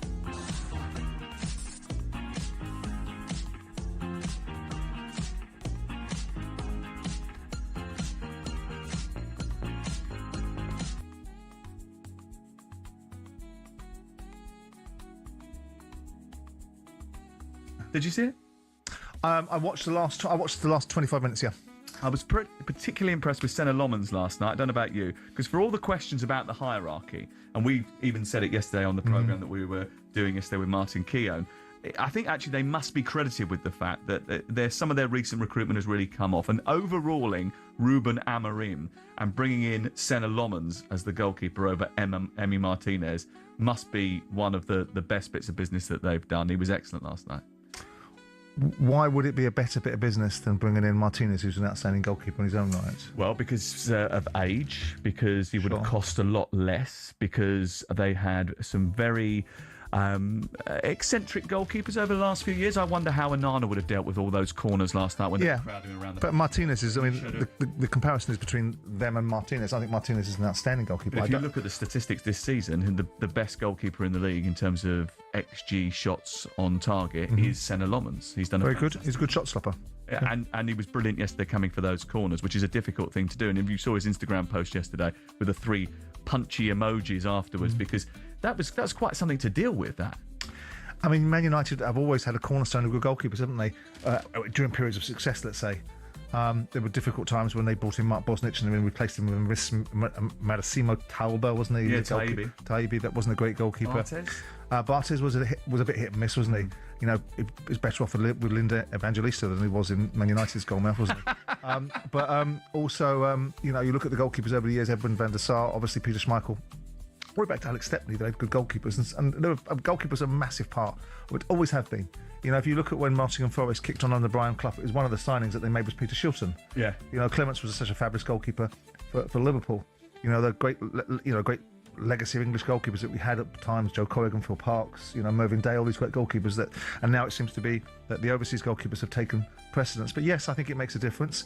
I think also the fact that United have brought in some interesting players. Cunha was going to go one way or the other. It was either going to be big and bold for the United shirt, which I think a lot of people felt that he probably would be, because I think he was a bit of a handful at Wolves, a little bit of somebody that would be difficult to manage. You know, I remember having a conversation with Gary O'Neill about his sort of preparedness to turn up on time for training, and the rest of the dressing room going, well, how's that work? He gets to do as he wants, sort of attitude. But United are in good nick. You know, it's not an easy game to go to Everton and get a result.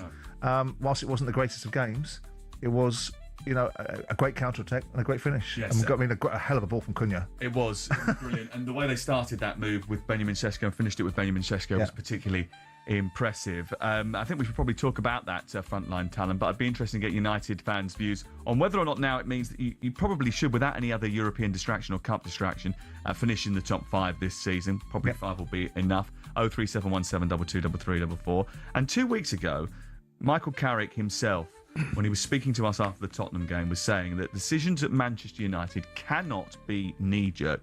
The club is too big. It cannot be run in that manner. They have to be well thought out long-term decisions. But he is doing well, and there will get to a point over the next few months, if it continues in this manner, where other prospective employers will have notice. So how do you strike the right balance between protecting the asset that you've got and not rushing into things? I think that the default setting were there for Michael Carrick. He's in situ until the end of the season, so there's no need to rush, and there's no need to worry about what other people are potentially looking at, because Man United will be in the box seat with Carrick. If they want to take Carrick, and Carrick wants to manage going forward, then I see no real reason why Man United wouldn't be in a situation to be able to steal a march. And anybody else that might be looking at Carrick and saying, oh, he's done well there, they'll look at him at Middlesbrough and say he was in the Championship, did pretty well there, but didn't get them out. And then they'll look at this moment in time. And the backdrop of Man United is often much easier, with due respect, and this is not suggesting that he's not doing well, because he is, that when the narrative is set that the club's in chaos, that the previous manager was playing a system that no one wanted to play amongst, and the team was poor, it's easier to manage in that circumstance, because all you can really do, you've got to be really gifted to take it any further down, is go up. And so he's going up. Now, when it becomes the passing of the baton from somebody that's fixing somebody else's problem to somebody that's now responsible going forward for the well-being. You're not going to know that this season, are you?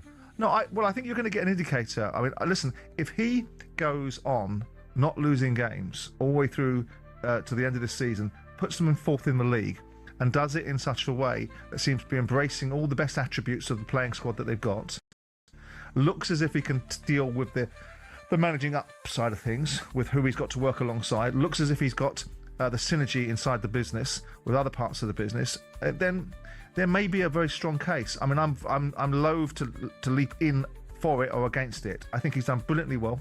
Ruud van Nistelrooy came in and did 4 games, and on the back of that, he got the Leicester job and turned to be a bit of a disaster, didn't it? And so, with due respect, I think there's no need to rush.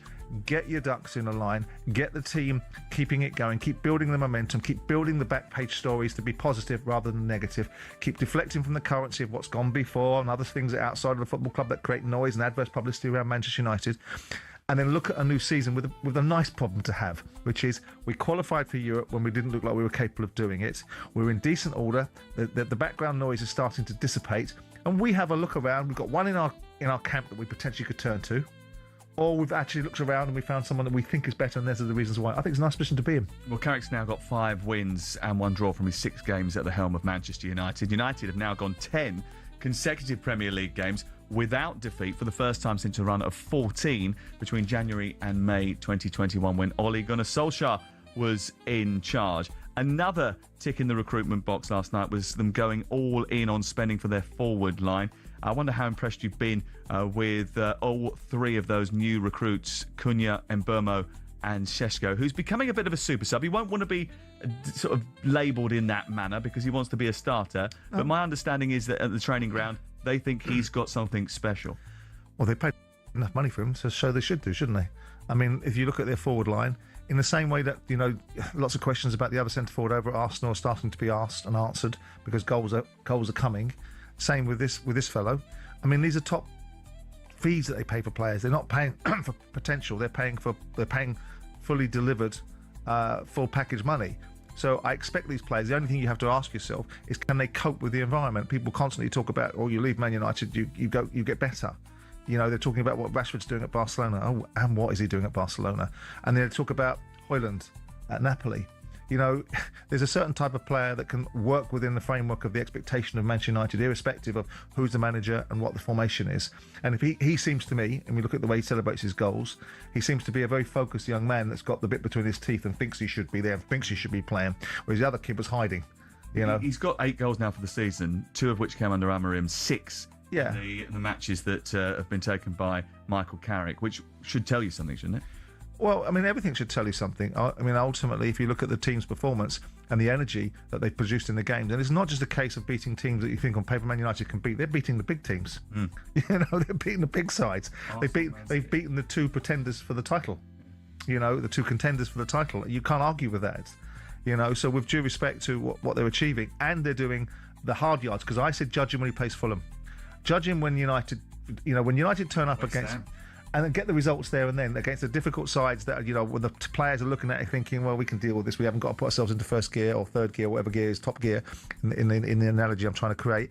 But the fact is that at this moment in time, they're ticking all the boxes. Now, whether not playing in Europe, I don't know whether it's an interesting one to characterise not playing in Europe as a distraction, because all the teams want to play in Europe. All the players want to sign for football clubs that play in Europe. On the training ground, isn't it? That's the difference. But the players don't want to train. Yeah, but new managers need to be able to, especially ones that change the system, need to be able to get their ideas across, and you can't do that. But he's changed the system to the way the players want to play. Yeah. So the players don't need to be told how to play that system because they know how to play it. The personnel need to be plugged in and set free, and then ultimately reinforced, reinvigorated. If these are top players that supposedly represent Manchester United, that know how to play in the formations that they're being asked to play in, they've just got to apply themselves to do the job. Now, Amorim was trying to apparently make square pegs go into round holes, and it just simply didn't work.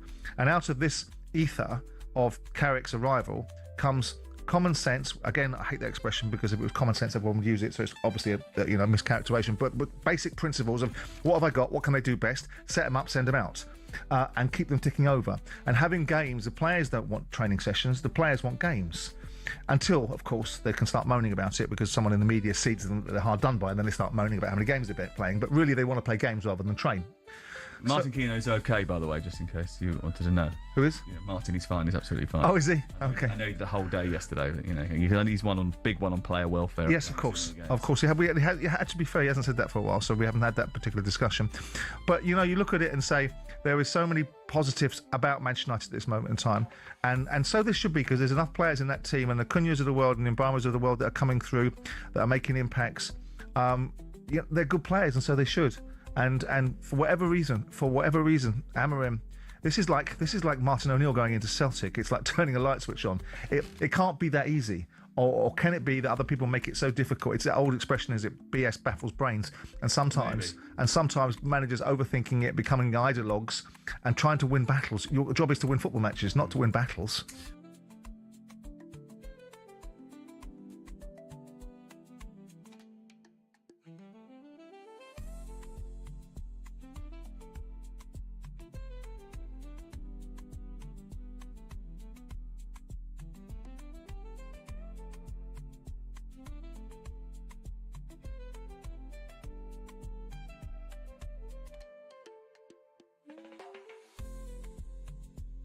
Last night, especially the first half, was a disgrace to football, really. And I feel sorry for every fan who paid to go and watch that game. Well, I got the message from you just as I was finishing my steak. I had the kids done, as you know. Yeah. I went out for a nice steak, and then I got that message. Well, we're obviously following the game, the score. I got the message from you, and I thought, "You're beauty. I'm not missing much." And then what I did was, I made the mistake of watching. I nearly said highlights when I went home. The highlight. I saw the goal. There was nothing You else. can watch the highlights on you can press for it to be faster, fast forwards. That's what you should have watched it. There was nothing going on. Good goal though. It was a great goal, great counter attack. But obviously Keane and Tarkowski got found out back at pace, especially Tarkowski. Yeah, he made Shesko look like Usain Bolt, didn't he? He did. The way he got past him, but he went flying away. First half, Ali. Pass to me, pass to you, pass to me, pass to you. We'll have 3 passes, then we'll make a sloppy pass. You'll give it us, we'll counter attack, and we'll have a sloppy pass. It was so poor. And is this a problem throughout the Premier League? Yes, we see the odd really good game, of course we do, but overall, Ali, this isn't what we're used to. This isn't what it was like when we played. Wingers took defenders on. The amount of times I see it for my team as well, Villa. Oh, you can't go forward, pass it back, centre half, so we'll have a touch, you go to the left back, you come back across, you go to the keeper. If I was at a game now, I don't go to games. If I was at games now, I'd be like, okay, let's go and get a drink and some food to my son. I know, I'm thinking about it. Well, we should have a good chat about that. Is it a kind of dying art? I don't necessarily mean wide men in the game. I mean wide men that are prepared to go and take players on, like your Maduekes, even Salah. I know Salah's not in a particularly great season, but when he was direct, he would go and take people on. Madueke would be the same, Saka would be the same, Doku goes and takes people on. Apart from that, no, but even what was good second half was Tyreek George come on loan from Chelsea. Yes, and he was getting our players. Yeah, I was like, hallelujah! Thank God someone's taking a player on. But if you think back to the Premier League era, 1995 to 2015. Wingers non-stop. Get the ball out. I played there half my career. You got the ball 1v1. It was okay, let's go. Yeah. You're happy to get in that position. You don't. And it's one of the best things in the game, I think. I would never turn it down. Somebody take somebody on. That opportunity to take my fullback on. Now it's I'm not sure about that. Let's pass it back to my fullback. Then yep, we kept it. Manager's happy. That's the way everyone plays now. It's really dull, boring football. Good result for United, mate. I'm just looking at it right now. 4th place. I know. They're doing it, aren't 3 they? points above Chelsea, 3 points above Liverpool. I know. Well, Tell you what. 4 of the last 5 Premier League. I know.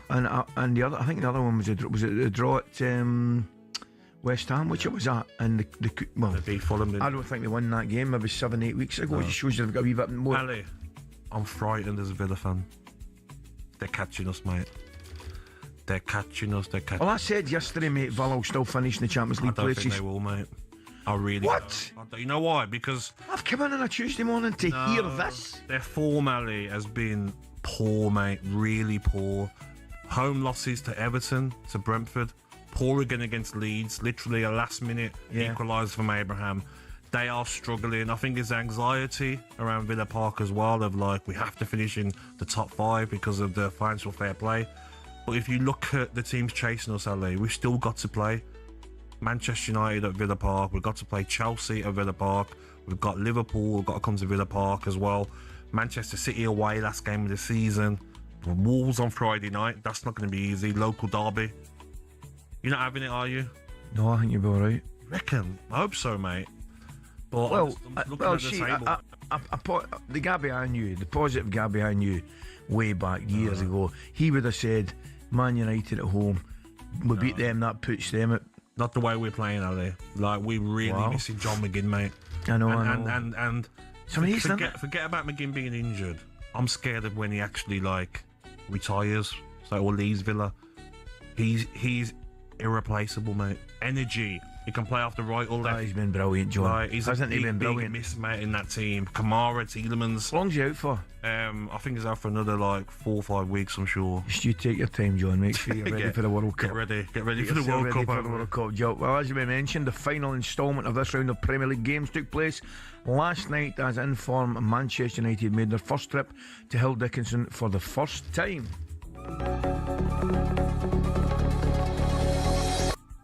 Manchester United visit Hill Dickinson for the first time.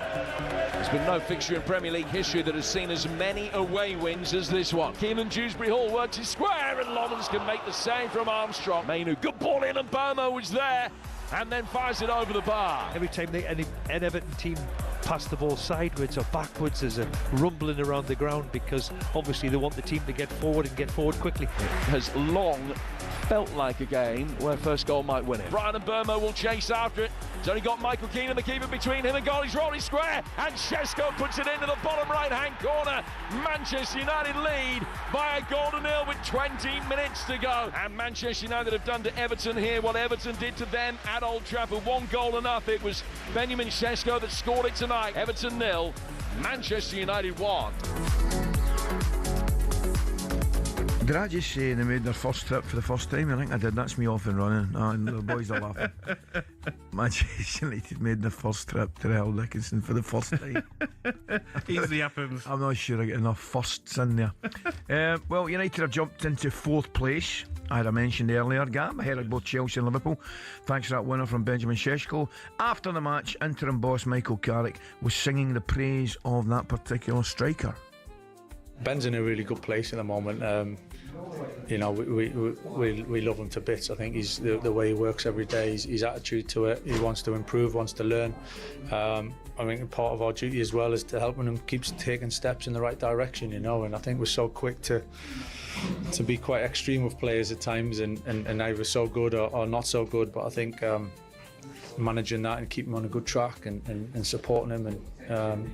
He'd be a big player, he'd be an important player here for a long time. I'm sure that, you know, he's got the attributes to do that, and he's a big part of that forward line. So he's certainly not here just to be a substitute. But recently, he's made a huge impact for that, and credit to him because we've obviously needed him. He has, Gabby. I would say him and Gyökeres just begin to turn the corner, look the part, both their goals and their performances. Is that fair? Maybe we're too quick to. Yeah, myself included. Criticise myself strikers included. that come to the Premier League. But what he's done recently, Ali, and what I like about Shesko, it doesn't look like he's spitting his dummy out when he's not starting. Yeah. He's okay. He comes on and he works his socks off. He gets it. The hunger to get that goal yesterday as well, to break his neck from the halfway line, to get in. And he's got a great finish. And that finish against West Ham's out of this world. Yep. The defender, is it decisive? I'm not sure as comes across, thinks there's nothing he can do there. Yep. And he clips it into the top corner. It's a brilliant finish. That's 6 goals in 2026. Yeah. 7 in total in the Premier League for Shesko. And I think now he's worked himself into the starting lineup. I felt like Mbumo as a striker, it worked for certain games. But I feel now you need a vocal point, don't you? Maybe next game he starts. I think they've got options now. Do you know what I mean? That's the one thing, they've got options. We heard the former United captain Stevie Bruce. He was alongside Jim Proudfoot in commentary duties last night. He was full of compliments for the Red Devils' front three in total. He explained that they're a great example of spending well, and it's paying off now on the pitch. Well, that's what you pay the money for. How often have we said it? It's all about players at the end of the day, and good coaches need good players. And certainly them three in that combination. The great pass from Cunha and a wonderful pass, and Mbeumo, the way he took it and laid it into Sesko. Sesko didn't even have to take a touch. Wonderful goal. A good enough goal to win any match. It was the only real bit of quality we've seen in it. But then again, Man United have shown a little bit of desire after it. Comes into the box, the corners. The goalkeeper was immaculate. They tried to bully him. Didn't work all night. They looked after him as good as they can, and I have to say the goalkeeper stood up to every challenge that was thrown at him. By the way, he's made a difference as well, the goalie. Don't worry about that. Safe hands. Yeah. Do you know what I think as well, Gabby? Looking at it, you sometimes don't realise the importance, you know, the confidence that he has actually on the back four. Do you know what I mean? It's like the two centre backs are looking back going, he's alright, we could have a bit of him. Do you know what I mean? There was a save late on from Tyreek George where he literally caught the shot, fantastic, and he just caught it. Yeah. But Onana would have spilled it. Beto was running in for a tap in, probably then equalise. Yeah. You were drop more points. But safe hands, even from all the corners, it was chaos, Ali. Honestly, it was like WWF. Tarkovsky, Maguire were throwing each other on the floor and then laughing about it. Yara and Maguire wrestling. The referee booked Tarkovsky, and it was like, guys, come on. but every time the ball went onto the keeper, problem, punched it away. I saw, was Big Moisey on the pitch at the end of the game? Was he unhappy with the referee about something? Yeah, I think, I switched it off then, mate. I was like, enough's enough, man. I'll go to sleep. I saw him come on. I was watching. I saw him come on. I thought, oh, big fella's not happy. Okay, Manchester United fans, I want to hear from you this morning. Could you be title contenders next season? There's a question. Is Michael Carrick the man to take you forward at this moment in time? Surely yes. How good are your summer signings proving to be? They've been excellent.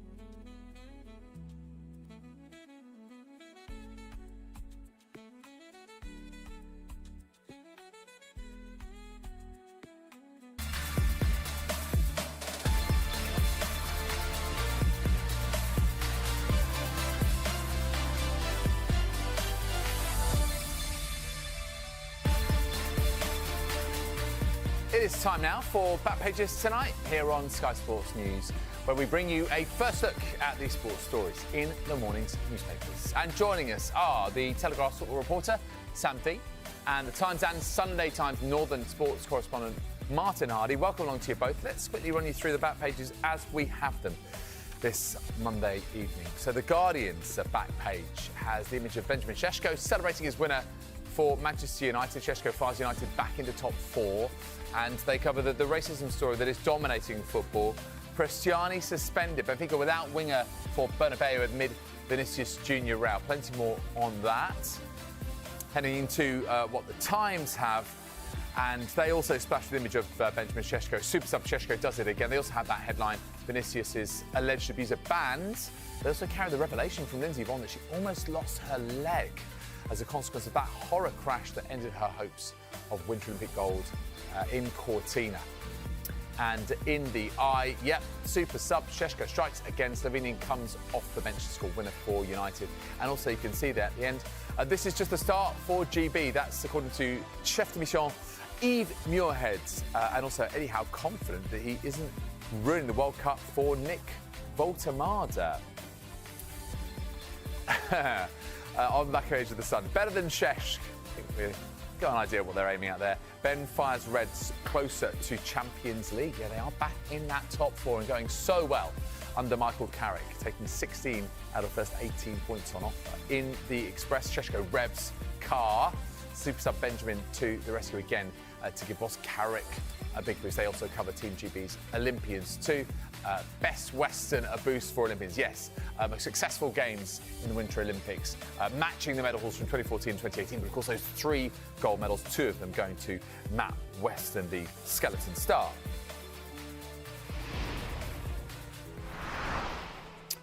Okay, right, well, welcome once again to Sam and also to Martin. We're going to start off with the Monday Night Football, and it's the picture that everyone has on the back page is Benjamin Šeško, who is this fair? Maybe it's a bit early to say this, but Sam, modern day Ole Gunnar Solskjaer, what would you say?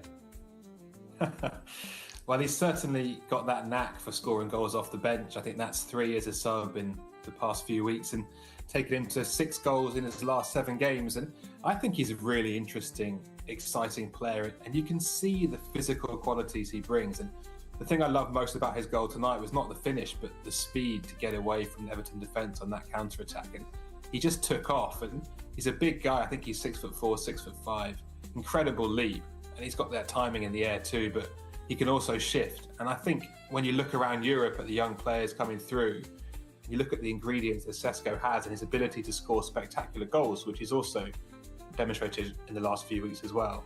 He really is a very exciting player, and yes, his United career started a bit slowly perhaps, and that was partly due to injury and also to do with the chaos there under Ruben Amorim, but now they're building momentum, they're getting things really together now onto Michael Carrick, and even though he's currently playing the role of Solskjaer, the super sub as you say, I think it's only a matter of time before he starts games and scores more goals, because he certainly has all the ingredients to do that. And that's why pretty much every big Premier League club was looking at him over the past summer and even last year too. Yeah, when you're looking at all the back pages, they all go on the fact that he's this super sub. I mean, the Times have gone with it. Super sub Šeško does it again. And you can see, you know, the fact that he's reveling in it now. He's finally found his mojo. But should he be starting more games, Martin, do you think? Yeah, I think he will hate the Solskjaer tag and he will want rid of that as soon as possible. And Gary Neville in co-commentary on Sky tonight did say that was the celebration of an angry player who wants to start every game. That's 6 in the last 7 now for Sesko, and he's only started 2 of them. So, you know, Carrick's got that touch of the minute where everything he's doing is correct. He's getting Sesko more and more hungry, but at some point you're going to have to start playing him. It was a brilliant run, as Sam said, and a superb finish to win what was generally a fairly mediocre game. We often come on here and criticise Manchester United, and perhaps Michael Carrick has been the beneficiary of them getting something right. Last summer, they spent £200 million. They went for just over £60 million to buy Matheus Cunha from Wolves. A really good signing that most clubs would have went for. Everybody would have wanted Brian Mbeumo at £70 million. And then they go, and the slight gamble is to sign Sesko, this big gangling but fast and effective centre forward from abroad. And for the 3 of them to combine for that goal and for it to be such a well-executed goal shows they bought for the present, which was what that club has needed to do for a long time. And you saw the impact of the 3 of them together, cut Everton straight open. They win the game, they get the 3 points, and now you're seeing that top 6 starting to move away from the rest of the Premier League. The form is such, and you're only looking at 11 games to go, that you would say Manchester United have a really good chance of qualifying for the Champions League now, and we haven't said that all season. And you just wonder if the caveat to that is, the carrot rather, to Michael Carrick is, if you do get that Champions League place, you do become the permanent manager of Manchester United. Because if he does get them there, it would be very difficult to shake his hand, such a popular figure as player and now as manager, and then say, right, you need to leave and somebody else is going to pick up your fine work. Thus far, it's gone brilliantly for him. Back page to the Sun, with this better than Cesc, Ben fires Reds closer to Champions League. I mean, Martin's right. That's essentially the minimum requirement, isn't it, for Michael Carrick, Sam? You know, getting them back into Europe's top club competition. How do you rate their chances? And also, how much do you think other teams are starting to fear United now, and that aura that they have is sort of slowly returning? Yeah, I mean, I wouldn't go as far as saying the fear factor of old is back, but I certainly think this run of late goals is interesting and contributes to that aura, as you say, and that sense of inevitability now about United, because so many of their victories under Carrick have been in quite dramatic circumstances, or even the point at West Ham was in dramatic circumstances. So that element of spirit and competitiveness and all the traits that you'd expect historically of a United team that have been missing, obviously, for quite a few years now, they seem to be coming back. And as Martin says, it's a very difficult thing if Carrick achieves the objective of finishing in the top 4 or top 5 and qualifying for the Champions League. Very hard to just shake his hand and say, thanks, Michael, off you go. But that is going to be a decision that they can't do emotionally. They can't take that based on what the fans think or what the mood of the players is at that particular moment, because as we know, United have been down this road before with Ole Gunnar Solskjaer, and that wasn't a disaster, I don't think. I don't think anyone would say it was a disaster, but equally it didn't work out in the way United expected, and they have to be cautious for that reason. But you have to say right now, whether it's a new manager bounce, whether it's genius from Carrick, or whether it's the players finally clicking into gear in a different system away from Ruben Amorim, it is working really, really well. And at this rate, yeah, he's absolutely going to be a very, very strong contender for that job. Yeah, it's interesting when you look at the games they've got coming up. Crystal Palace, I mean, they did get a win, but you know, they've been woefully out of form under Oliver Glass. And Newcastle away, Newcastle out of form. But in that game against Aston Villa on March 15th, it looks like that one could be key. And Chelsea in April as well. Let's switch tack. And it's important, I think, that we do a fair chunk of the show on a really important talking point, and that's to do with racism. And we've seen it in various guises over the last week or so. In the Times, Vinicius' alleged abuser banned Benfica's Prestiani, that's Gianluca Prestiani, to miss second leg after claiming that he used an anti-gay slur rather than a racist one. We'll come on to that bit in a minute. Martin, can I come to you briefly on this?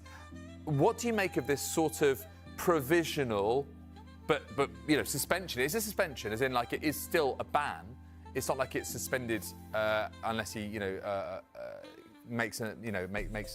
commits again. But I think the idea that you've got this ongoing investigation, but you've still got this decision that's been, a recommendation from the man that was appointed, the ethics inspector, to ban him for one Champions League game, which is, of course, the return leg against Real Madrid.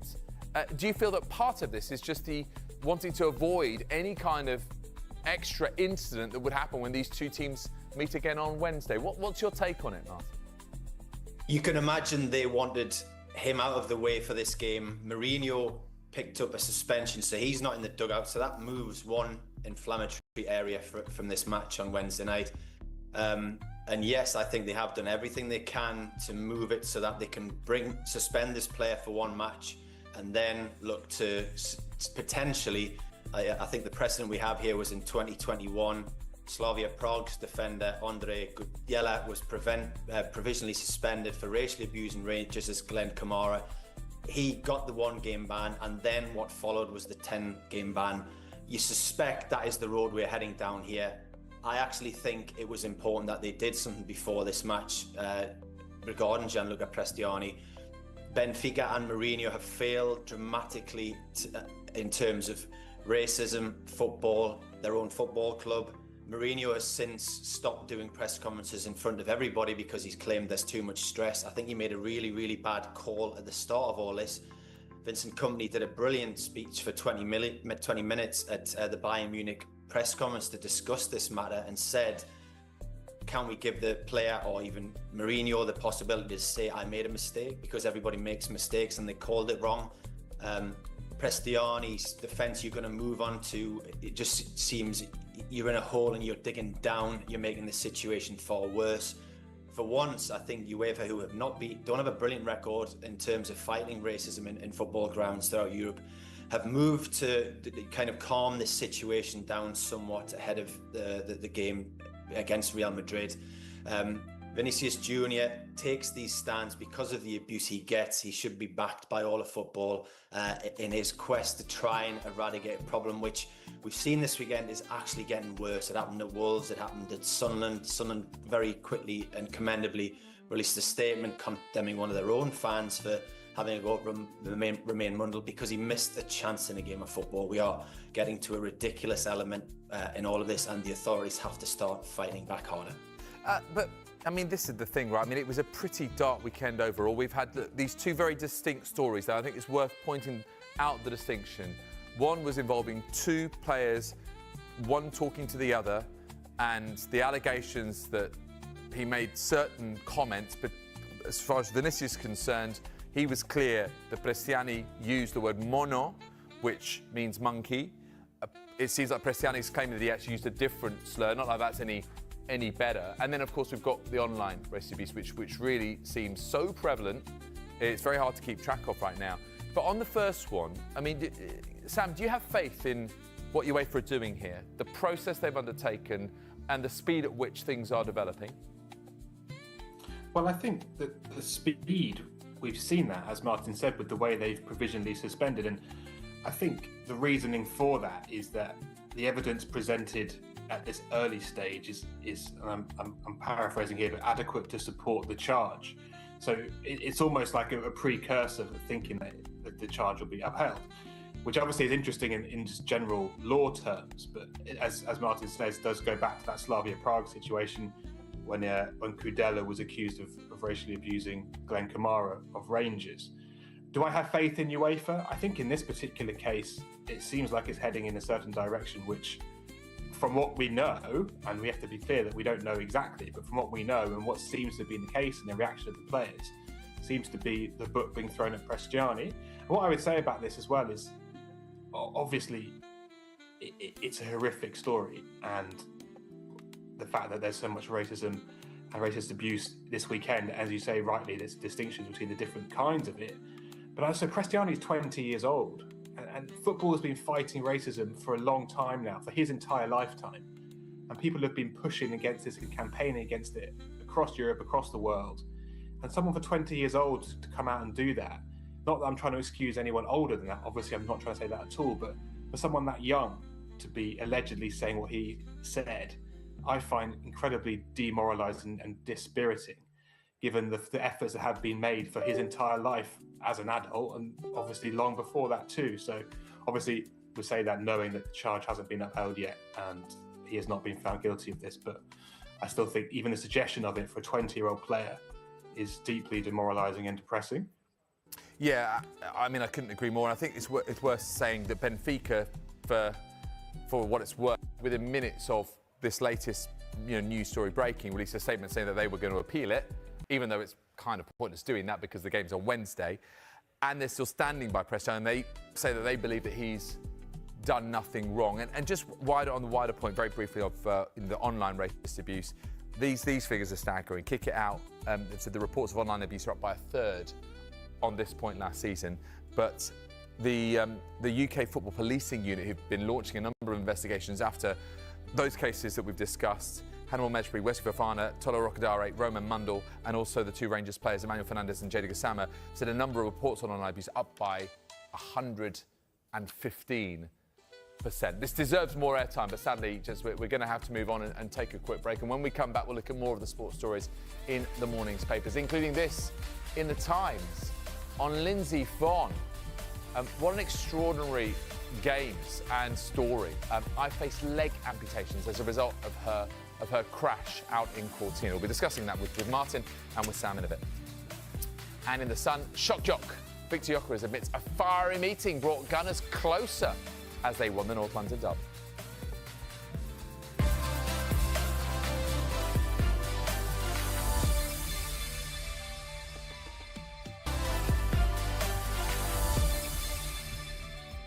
You're watching Back Pages tonight. Welcome back to your home. Welcome back to the Telegraph football reporters Sam Dean and also Martin Hardy from the Times and the Sunday Times. OK, well, we're going to focus on the Premier League title race and a massive result in many respects for Arsenal as they beat North London Derby rival Spurs by 4-1 at their place as well, Tottenham Hotspur Stadium. Let's go to the Sun. Shock Jock and Victor Gyökeres' fiery meeting brought Gunners closer. This is Charlie White's piece, and he said that there was a fiery summit. Declan Rice said that concerned players held a meeting on Friday to reflect on the 2-2 draw with Wolves, which followed, of course, a 1-1 draw against Brentford. And there were these clear-the-air talks. And then it all got a bit heated. Sam, did you think this is ultimately the biggest battle that Arsenal have right now? It's the mental side, it's the psychological side, it's the weight of the pressure, the expectation, the very fragile, it feels, lead that they've got at the top of the table, and how they handle that behind closed doors?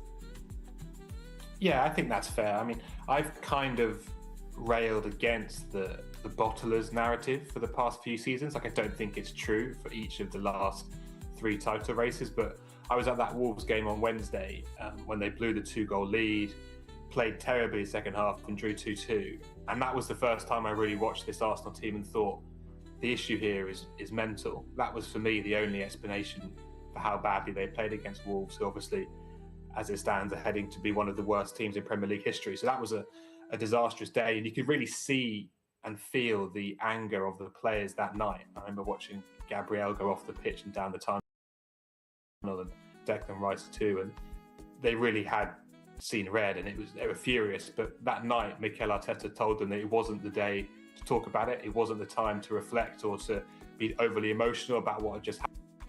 So he asked them to instead effectively delay that conversation, and that happened on Friday with a team meeting, obviously ahead of North London Derby. And you have to say the impact of that was extremely positive based on the result and the performance on Sunday, the way they completely dismantled Spurs in one of the biggest games of Arsenal's season. So it certainly feels like a positive step and a sort of a rebuild, I guess, of that mentality. And we used the word aura earlier.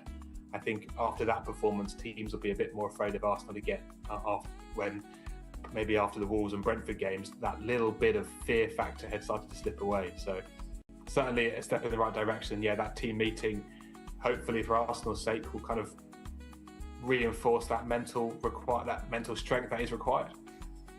Martin, how pivotal a few days you feel it's been with the meeting, the result? Does it feel like a real turning point for you?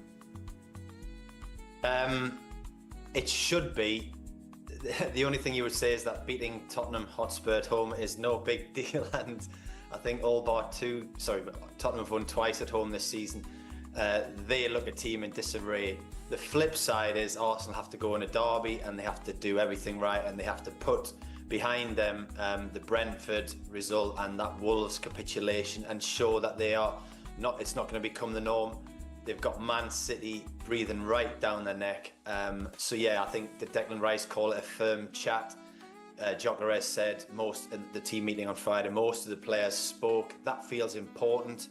Arteta looked frustrated with his players when they went off at Wolverhampton Wanderers, but he looked full of pride for the way they fought their way back. It's a big moment because it just keeps that little bit of breathing space between themselves and Manchester City. Man City were hanging on in that second half against Newcastle, and it's a team there that I don't think Pep Guardiola's 100% convinced can fight like the previous teams he has. However, being chased when you haven't won it for so long, it happened to Manchester United at the start of the 90s, Liverpool had it for 20 years, Newcastle had it in the mid-90s. When you haven't won it for a long time and a team that has won it starts chasing you, it can be terrifying and you can blow it. So yeah, it was important to arrest that mini slump. They've done that, now they can start again, and the players getting closer together may be the one thing they take from those two results. Well, we'll see how they cope with the pressure when they welcome Chelsea to Stamford Bridge, because that's their next commitment in the Premier League, and it is live on Sky, second part of Super Sunday, 1st of March. Let's turn our attention to Newcastle.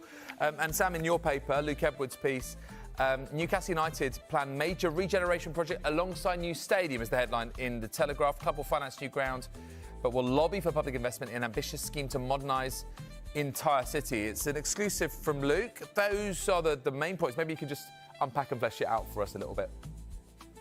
Yeah, I mean, I think, as most people know, and I'm sure Martin knows more than anyone, Newcastle have been sort of umming and ahhing for some time about whether to rebuild their stadium or to build a new one. And it seems now, based on my colleague Luke Edwards' reporting, that they're potentially heading towards a direction which could involve a massive regeneration for city centre. So it goes way beyond the football stadium, and the club would contribute a large chunk of the financing needed for that, obviously with their Saudi owners, for this wider city regeneration that could involve overhauling transport infrastructure, new jobs, new shopping centres, the full works really. But they also want some additional funding from that, whether that's through private investment or potentially from the government as well. So it takes the story beyond the Newcastle Stadium one and into a wider Newcastle as a city centre. And I think there's a feeling in Newcastle, and again, I say this knowing that Martin knows this far better than I do, but a feeling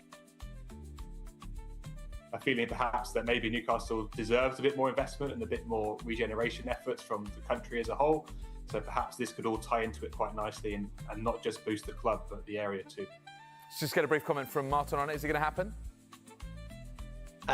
We've had all variations of the story now. Some of them are coming back around now. It's correct to say that no decision has been made yet. I think there may have been a little bit of bemusement from people inside the club that they are now going to rebuild the entire city, including potentially the transfer, which include the Tiny Way metro system. It's a huge decision. The club are aware of that. That bit of grass has been where they've played football. St James's Park has been where they've played football since 1892. To move the club away would be monumental and cost somewhere in excess of 1.5 billion before you start talking about infrastructures.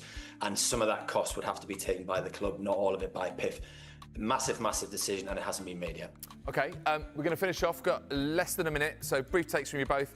Mayweather versus Pacquiao, back at it again, supposedly in September this year. A little shake of the head from Martin. Sam, are you excited about this, or do you think, oh no, guys, come on, you did it once and it was fine? Well, they did it once and it was fine, but it was also 5 years too late, wasn't it? That's right. Yeah, Pacquiao was sort of on the decline, wasn't he, a little bit? Yeah, the consensus at the time, if I recall, was that the fight had come too late. Welcome along to the Gary Neville podcast, which is coming to you today from the Hill Dickinson Stadium, where Gary and I have just witnessed Manchester United coming up with what feels for them, Gary, like a huge win. Huge win, and I don't know whether you were at that game with me pre-Christmas, Rob, where Ruben Amorim's the manager of Manchester United. Manchester United playing against 10-man Everton, and Everton go and win 1-0, and it feels like a complete and utter turnaround from that moment. Despair that night. You're thinking, where are Manchester United going? I remember being incredibly frustrated on commentary.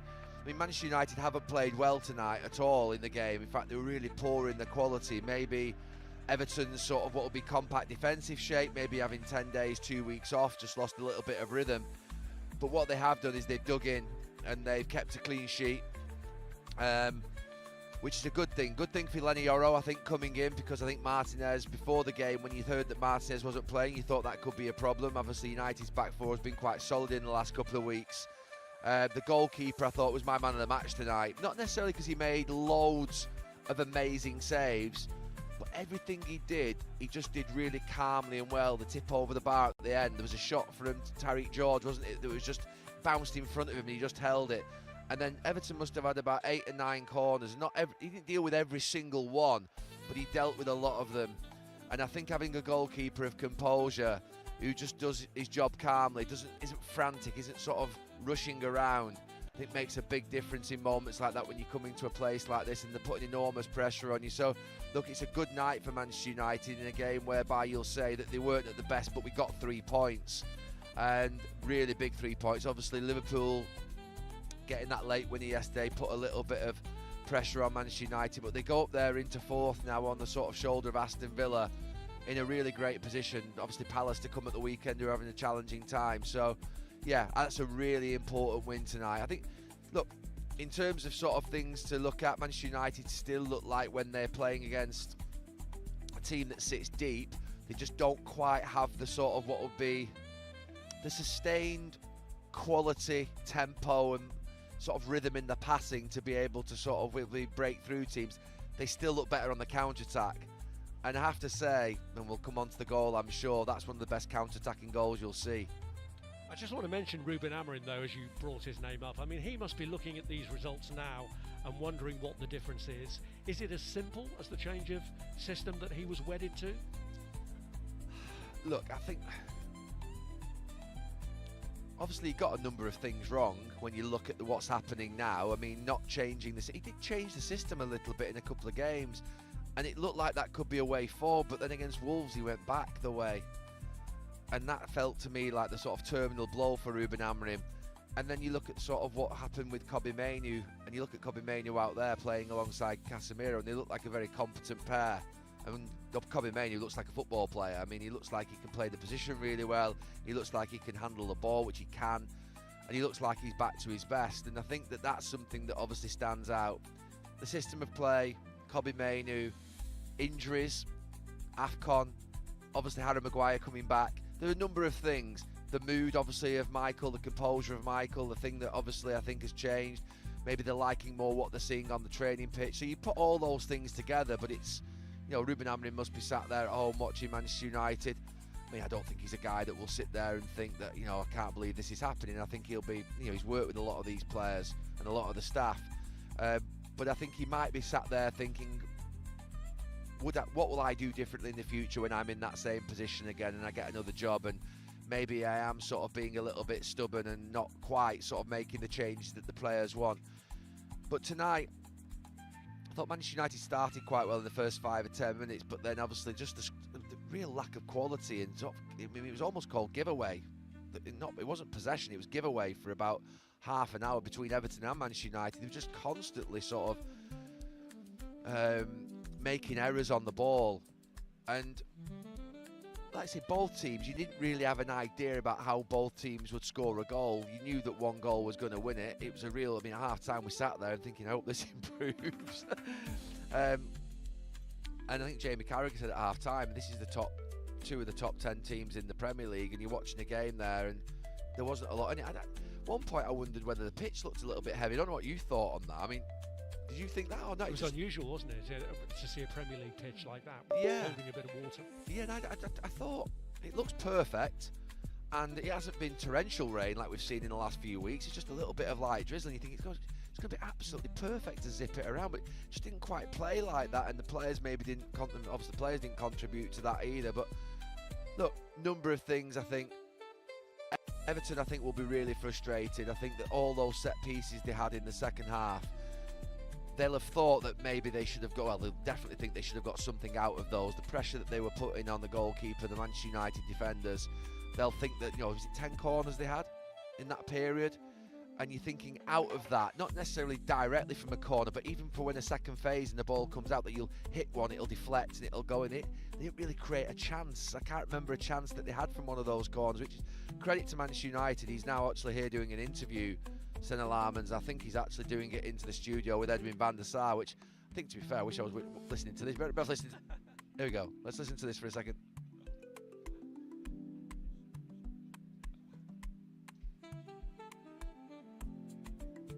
Yeah, Edwin's just saying there that obviously it's the first season in the Premier League, and you know, you made a couple of good saves, you're dealing with things with your hands, your good composure.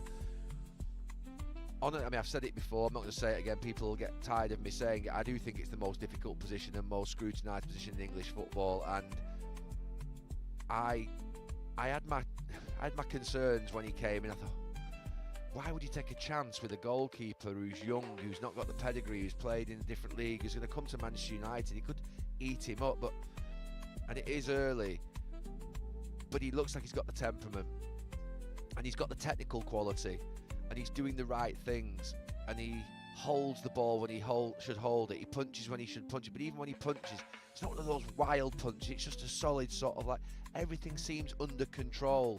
And I like order in my goalkeepers. I don't like anything that's frantic, that demonstrates anxiety to a crowd, because if you do that at Old Trafford, that's Stretford then behind you at one end and the K-stand at the other. If they can feel and smell that goalkeeper's not quite right and that they got a little bit of sort of nervousness about them, it won't go well. It will not go well. And this kid, to be fair, he's come in. I really have been impressed with him. And look, he looks like he's got a big, big future. Early days, but I'm not really sort of talking about this last 4 or 5 matches.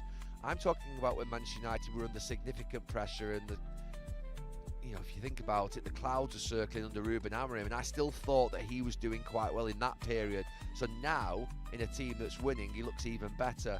But I think just overall, throughout the whole period, coming in at a challenging time, an ever-changing defence, Ruben Amorim used to change his centre-backs every 10 seconds. I think he's done brilliantly well, and I give him man of the match today just purely because I thought he actually contributed to Manchester United's clean sheet, probably more than the 4 defenders who did really well too. We're going to talk more in a moment about goalkeepers, because that has been the theme of the night on Monday Night Football, but we're going to take a more historical angle.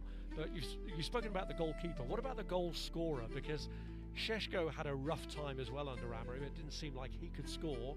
Now the goals are coming more freely. Has he done enough to earn a starting place?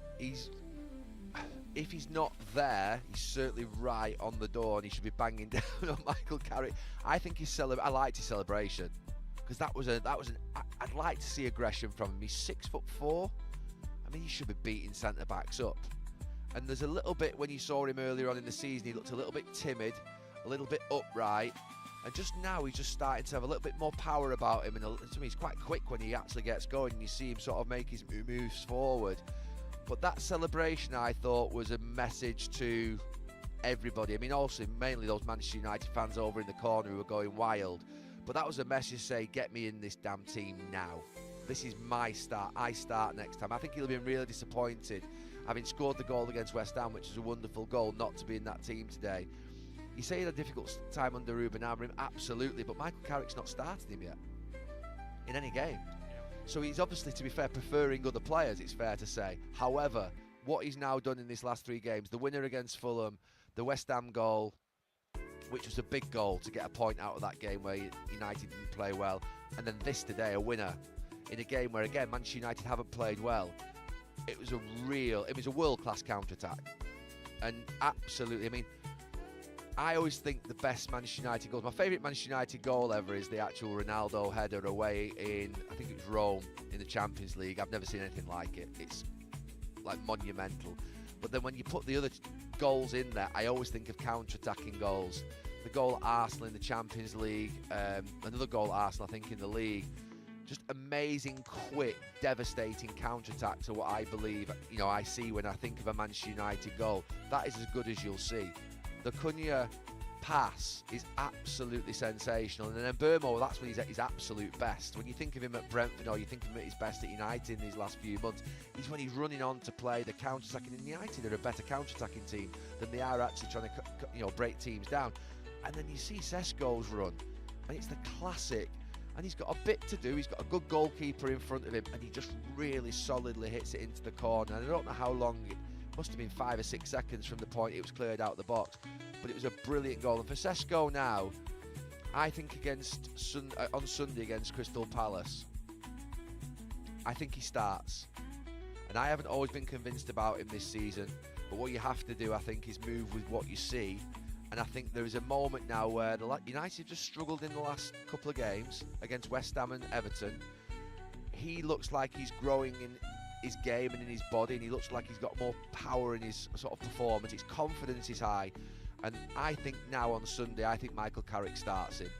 Just feeling how Michael will look at that, I think it would kill the lad if he didn't start on Sunday. So I think what you'll see on Sunday is probably Cunha to the left, then Burmo to the right. I think Sesko up top, and I think you'll see Bruno obviously in behind. And I think that Ahmad will just slip out for a game, which is not he's been really good, Ahmad, but I think Sesko starts Sunday, because I don't think you can't not start him. Scoring 3 games on the bounce, scoring winners and equalisers, doing what he's done tonight, you've got to put him in. I think, to be fair, before the game today, I thought, will he play him?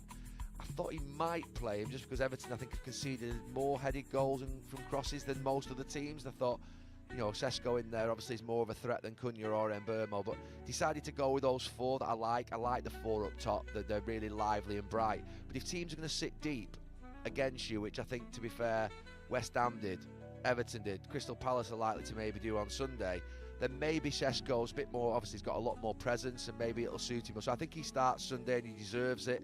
A lot of pressure. I just said before about the biggest pressure, I think, in English football. I think he's a Manchester United goalkeeper, but not far behind that would be a striker who comes for big money to United.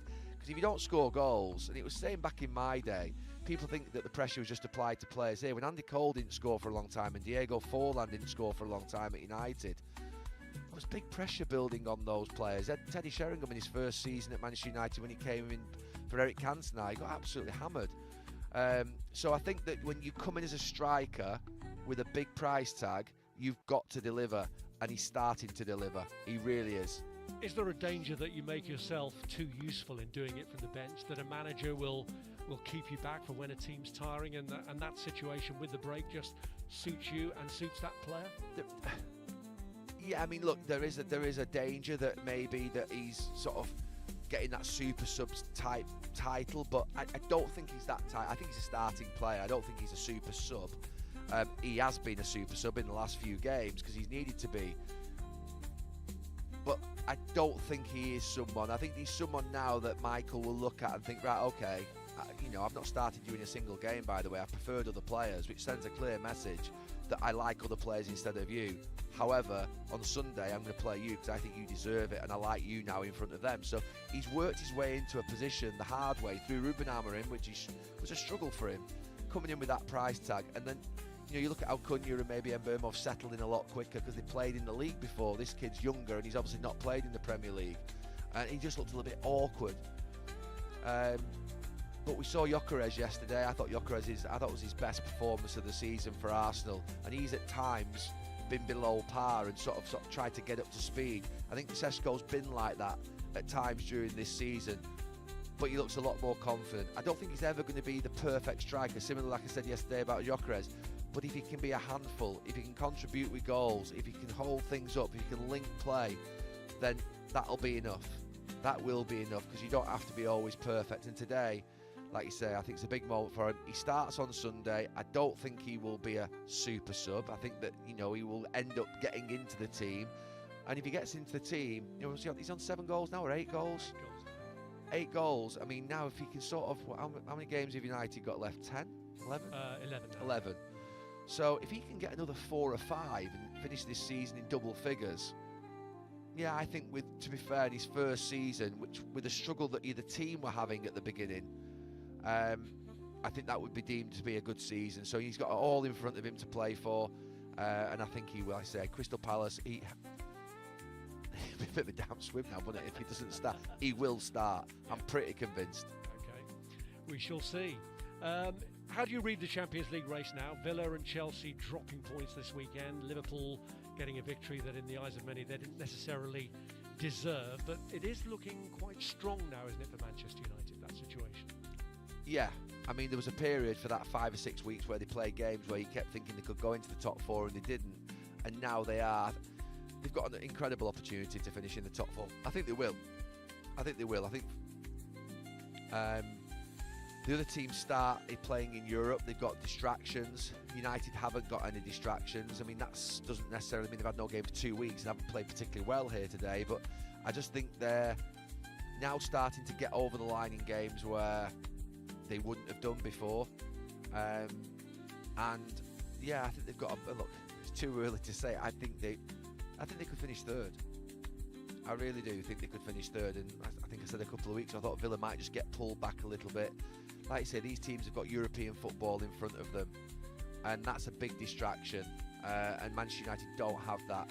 And I think they're in a decent place. You look at the players out there. They go over to celebrate tonight. Look like they're in a decent sort of mood. They're winning when they play well. They're winning when they don't play well. They're picking up points when they didn't play well at West Ham. So all of the right things are starting to happen. They've hit a really good run. I do think they'll finish third or fourth. I mean, I've probably said at times in this last 3 months, Manchester United have no chance of finishing the Champions League. But this is just a bizarre season. Teams are dropping points. Chelsea dropped points against Burnley on Saturday. Villa dropped points.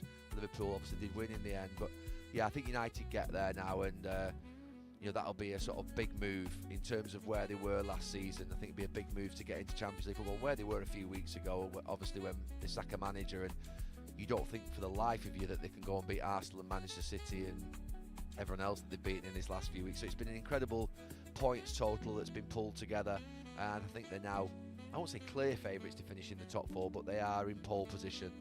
And a word about Everton. Strange turnaround in their season. They were doing really well here. Tottenham came and won, and since then it's been a little bit sticky for them. No win in 6 at their new stadium now. Yeah, I was here for the Tottenham game, and it was a really strange day where Tottenham, I think, scored from 2 corners. I think Van der Ven scored 2, did he?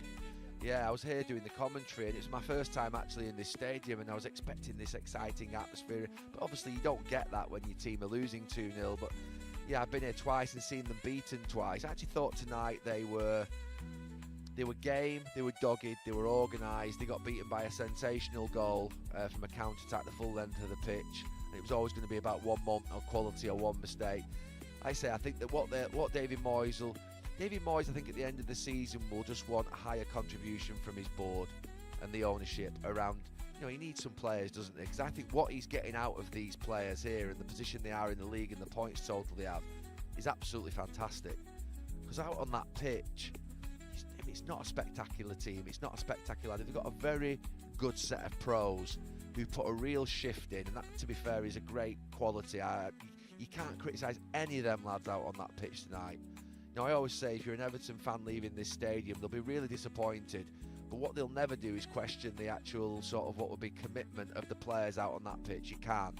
You can see they're giving everything, but they just need that 3 or 4 players, don't know? And every team probably needs 3 or 4 players. But if they had an Mbeumo, a sort of that type of player, a player that maybe even sort of exists sort of at other clubs, they don't seem to have. They've got Ndiaye down here, which is, he's lively and he's good. But they just need 2 or 3 players, don't they, that just can give them that little bit of quality to go with the solidity and reliability of the other lads that they've got.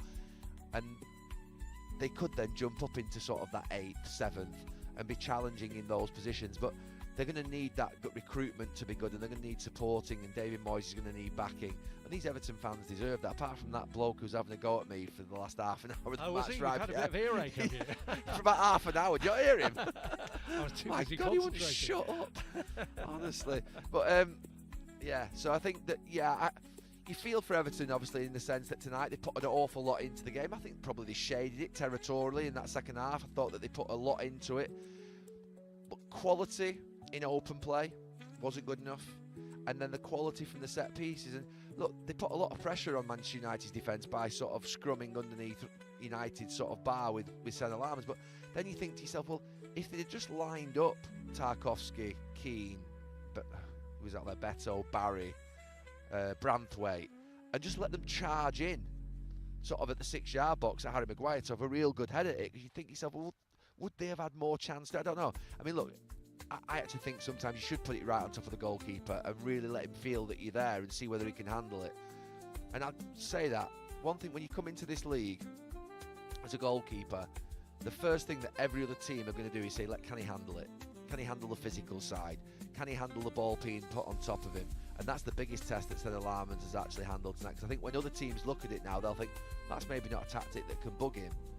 You know, that won't bother him. So now they'll just come away from him a little bit, maybe. But I just thought Everton tonight on the set pieces and in the open play didn't have that little bit of a spark and creativity and quality to unlock the door. And United's resilience and their good defending meant that ultimately was a frustrating night for them. But I've got nothing negative to say about Everton, because I think the quality that they have is the quality that they have. They haven't got it. They haven't invested sort of what would be hundreds of millions. They haven't invested in Cunha and Mbeumo, which if Everton had those two players out there tonight, it would be a different story.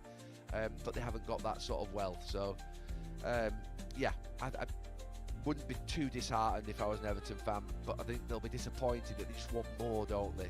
But they're not anywhere near relegation where they have been at times in the last 4 or 5 years. So just finally, we're going to come back to goalkeepers, because we've had Edwin van der Sar tonight, and Jamie Carragher has been naming his top 10 goalkeepers in Premier League history. So I think I may know the answer to this, but who's your number one? Number one goalkeeper without hesitation in Premier League history is Peter Schmeichel. Okay, I thought you might say that. He's actually his number 2. So can you Peter Schmeichel's Carragher's number 2. Carragher's Who's he got number 2? 1? Yeah, he has gone with Petr Cech. Interesting. Who had a long career in the Premier League with a couple of different clubs. What I'm not going to start doing now is start sort of laying into Petr Cech. No. I mean, I think Petr Cech's a sensational goalkeeper for a long time at Chelsea. I wouldn't have him above Schmeichel. I don't think I'd have him above David Seaman. So would they be your top 3 in whatever order? I'm trying to think, to be fair. You've caught me a little bit off guard in a sense. I can tell you again, looking at Jamie Carragher's list. Who's he got? Well, David Seaman is actually number 9 on his list. Yeah, he's got 8 better goalkeepers than David Seaman. Yeah, so he's got. Well, he can't have seen David Seaman that much or played with him. I mean, David Seaman was a sensational goalkeeper in my mind. I mean, I was lucky enough to play with both Schmeichel and Seaman at the same time, and at that time they were both battling it out for who was the number 1 in the Premier League, and it was close. It was close. I mean, I say that without hesitation. David Seaman was you talk about composure and calmness and size and making the difficult things look easy. And David Seaman was a sensational goalkeeper. I mean, absolutely incredible. But sometimes with David Seaman, what gets remembered actually is that goal against Brazil, which goes over his head. Yeah. And I think he also conceded one from a corner, I think, at St Mary's for England, where similarly it went up.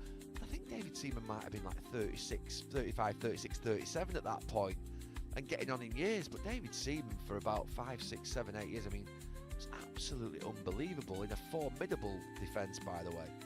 You know, Arsenal famous back 4 in front of him. No, I'd have David Seaman in my top 3. I'd have David Seaman. I'm trying to think of the others. Obviously, you've got Alisson, haven't you? That's in the modern era. Yeah, he's number 3 on the Jamie Carragher top 10. Yeah, I wouldn't have him in front of Cech. I wouldn't have him in front of Cech, Seaman, and Schmeichel, Alisson. I'll tell you his top 4 and 5. De Gea is 4, and Thibaut Courtois number 5. Courtois, I love, by the way. I mean, Courtois. I'd have Courtois in my top 3, by the way, if I was thinking about his Real Madrid career.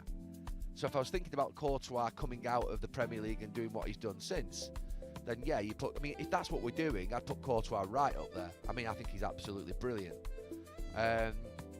What's the criteria? Whilst they played in the Premier League, or is it actually sort of in their careers and they've been in the Premier League? Because then the criteria is top 10 goalkeepers in Premier League history, so it suggests, doesn't it, that it's whilst they've been in the Premier League. Yeah, well, I'd go Schmeichel. I'd go Seaman. I'd go Van der Sar, and I'd have them joint second. Really, thinking about it, there wouldn't be much between them.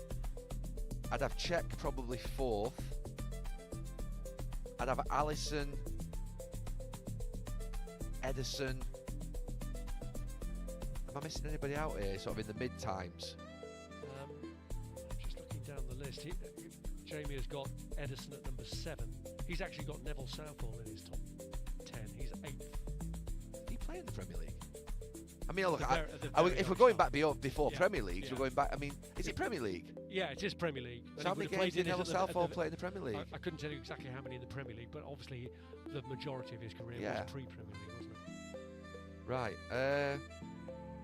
Now let me run through it again. I am doing this on the sort of on the hoof.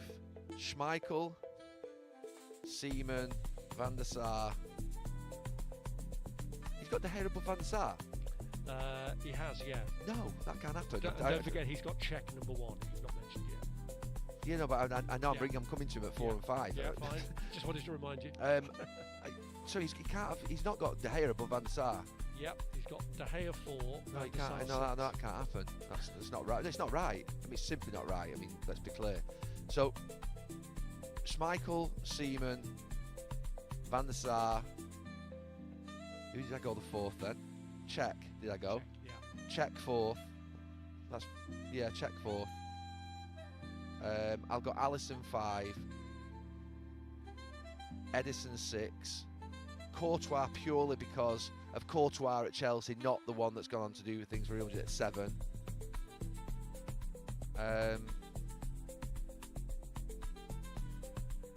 8. I'm trying to think of someone else. Who's in his... Well, the other one in his top 10 who I don't think I've mentioned yet, at number 10, is Pepe Reina, who had that run of 3 seasons, didn't he, when he won the Golden Glove? 8, 9, 10. I'm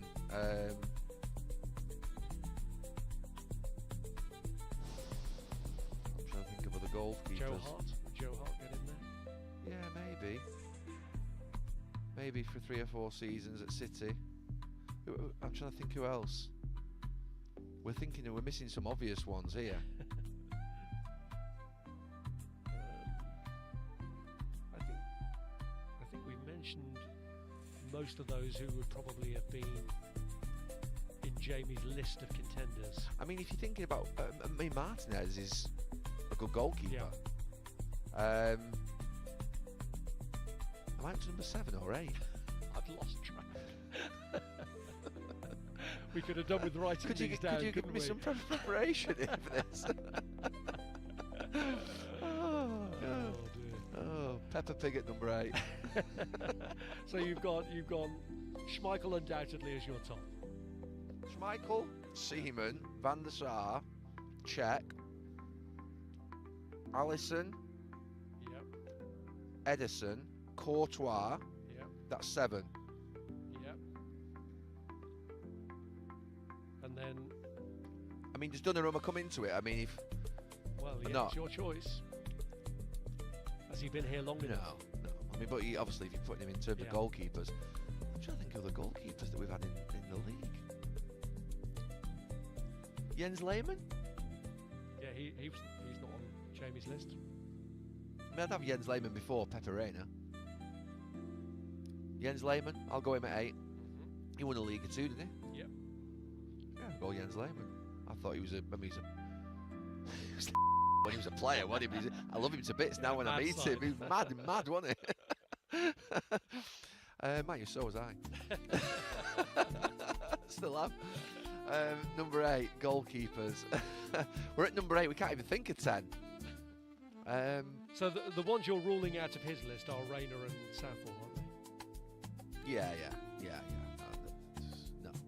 I mean, look, Neville Southall, if you talk about pre-Premier League, oh, God, Neville Southall, right up there. But I don't think we're doing that because Neville Southall will be higher up then. If we're doing Premier League, I'm at 8. Who did I put in at 8 then? Sorry. Who did I put in? I need to write these down. I put Jens Lehmann in. I put Jens Lehmann after Courtois. Jens Lehmann, number 8. All right, here we go. Are we being unfair in looking at goalkeepers just from successful teams? And if you look at somebody like Jordan Pickford, for Yeah, example, I mean, who's had yeah. such a long spell Yeah. with England, Yeah. so many clean sheets, played in a team that has struggled over the years. Yeah, maybe. I mean, look, I'd put Joe Hart probably before Jordan Pickford just because of what he did at City, but you're right. You don't necessarily tend to look sometimes at a goalkeeper. I mean, Ben Foster did a great job for many years in the Premier League, and Tim Flowers did a fantastic job at Blackburn. Nigel Martin at Leeds, you know, and going back to keepers that I played with. Well, we're going in for a top 8, aren't we? Yeah, let's leave Let's it just like leave that. it there. Yeah, top 8. We got the top 8 out of you. I don't think Edwin van der Sar will agree with his assessment, with Kara's assessment, but I mean, anyway, we'll see, won't we? Yeah. So I'll probably have to put 2 in because they want to put mine up alongside his, aren't they? And then let some people vote on it of some kind. I'm going to put Joe Hart in at 9. I'm going to put Tim Flowers at 10. But You're going to be phoning in your new choices tomorrow, aren't you? yeah, because to be fair, I've run out of ideas. Who's been Tottenham's goalkeepers over the years? Well, they had Lloris. Oh, didn't they, Lloris. for a long time, yeah. Yeah, Lloris. Who else has been Tottenham's goalkeepers? They've had Vicario. They've had a spell with Friedel. I think Lloris would be your best at Tottenham, wouldn't it? What other clubs have we had in? What other clubs have we had in? Tim Howard did well at Everton for a number of years.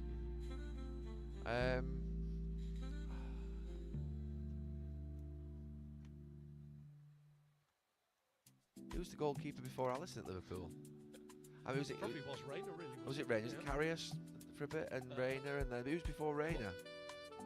Well, you're going. David James, maybe, was it? Yeah. Yeah. Anyway, I think that's the end of the podcast. We've stumped you at last. We've Thank left you you for coming. speechless. Thank you for coming to the Gary Neville podcast. We can't think of 10 keepers. Yeah, thanks for joining us on the podcast. Tim, have Arsenal shown that they've got the bottle for the title fight? Yeah, I think it was a good response. After watching especially the first half of the Man City game, I thought they were excellent. They're almost going back to we'll outscore you, and for Arsenal to listen, no one really expected Tottenham to win that game yesterday, but there's always a chance. North London derby, a lot of emotion away from home. They went and done the job, especially Kolo Muani when he scores the equaliser. I was thinking at half-time, you know, if Tottenham could just take this deep and breed some anxiety to them fans and the Arsenal players on the pitch. But 47 minutes, they just come out and they blitzed Tottenham. It was a football lesson again, unfortunately, from a Tottenham perspective. And you'd have to say that Arsenal looks yesterday like the champions. I'm not saying they're going to win it, because I think Man City look like the champions as well. I think there's going to be a lot of twists and turns between now and then, but you cannot fault the performance yesterday. I thought it was outstanding. Well, they've got to play each other, haven't they? And Gary Neville thinks the Etihad clash will be decisive. This is what he said. I have thought for a number of years, when Arsenal have been going for this title, that they're going to have to go and win at the Etihad. I've just thought it for a number of years. Go and win. My feeling is that this is the moment this year where Arsenal might be a couple of points in front. They might be near to level. Might be 3 points in front. I think they'll go and win at City. I think they'll go and win. And I think that'll be where you really do recognise that they are champions. He thinks they will go there and win. Can you see his point? Absolutely. I think they're capable of winning. I think they've been there in the past and tried not to lose. I'm not sure that's the right way to go. I think you have to go with the quality what they have, but City have quality as well. Like I say, I thought when I looked at the Newcastle game the other evening, it was almost like we'll outscore you. We'll leave players up the field. We'll lure you into a false sense of security. Newcastle come forward and they exploited them. And I think that's what they would have. Pep Guardiola would fancy his chance in a shootout with Arsenal. That'll be a fantastic game of football. But I think there's a lot of twists and turns before that. I'm not sure both of these teams take maximum points between now and that fixture. A big game for North. I think if you're in London, you get so many derbies. There's so many teams who are willing to spoil the party for you. And they come away from Tottenham and they've been successful. Now they've got to go to Chelsea. Now Chelsea have more threats than Tottenham do. So it's going to be a tough game. So I think there could be a swing in that game possibly. In terms of Ebere Eze, scored twice again yesterday, 5 against Tottenham so far this season. You surprised he hasn't been starting more Premier League games? No, because he hasn't been performing very well. And if they wasn't playing against Tottenham yesterday, and he wouldn't have played. I think it's fantastic management from Mikel Arteta. You know, he scored a hat-trick in the first fixture.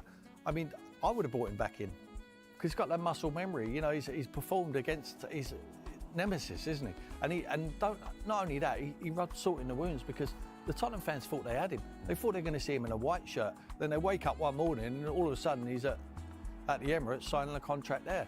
And then to score a hat-trick and then a double yesterday at your own ground was devastating. But he performed a lot better. You get a huge amount of confidence from that.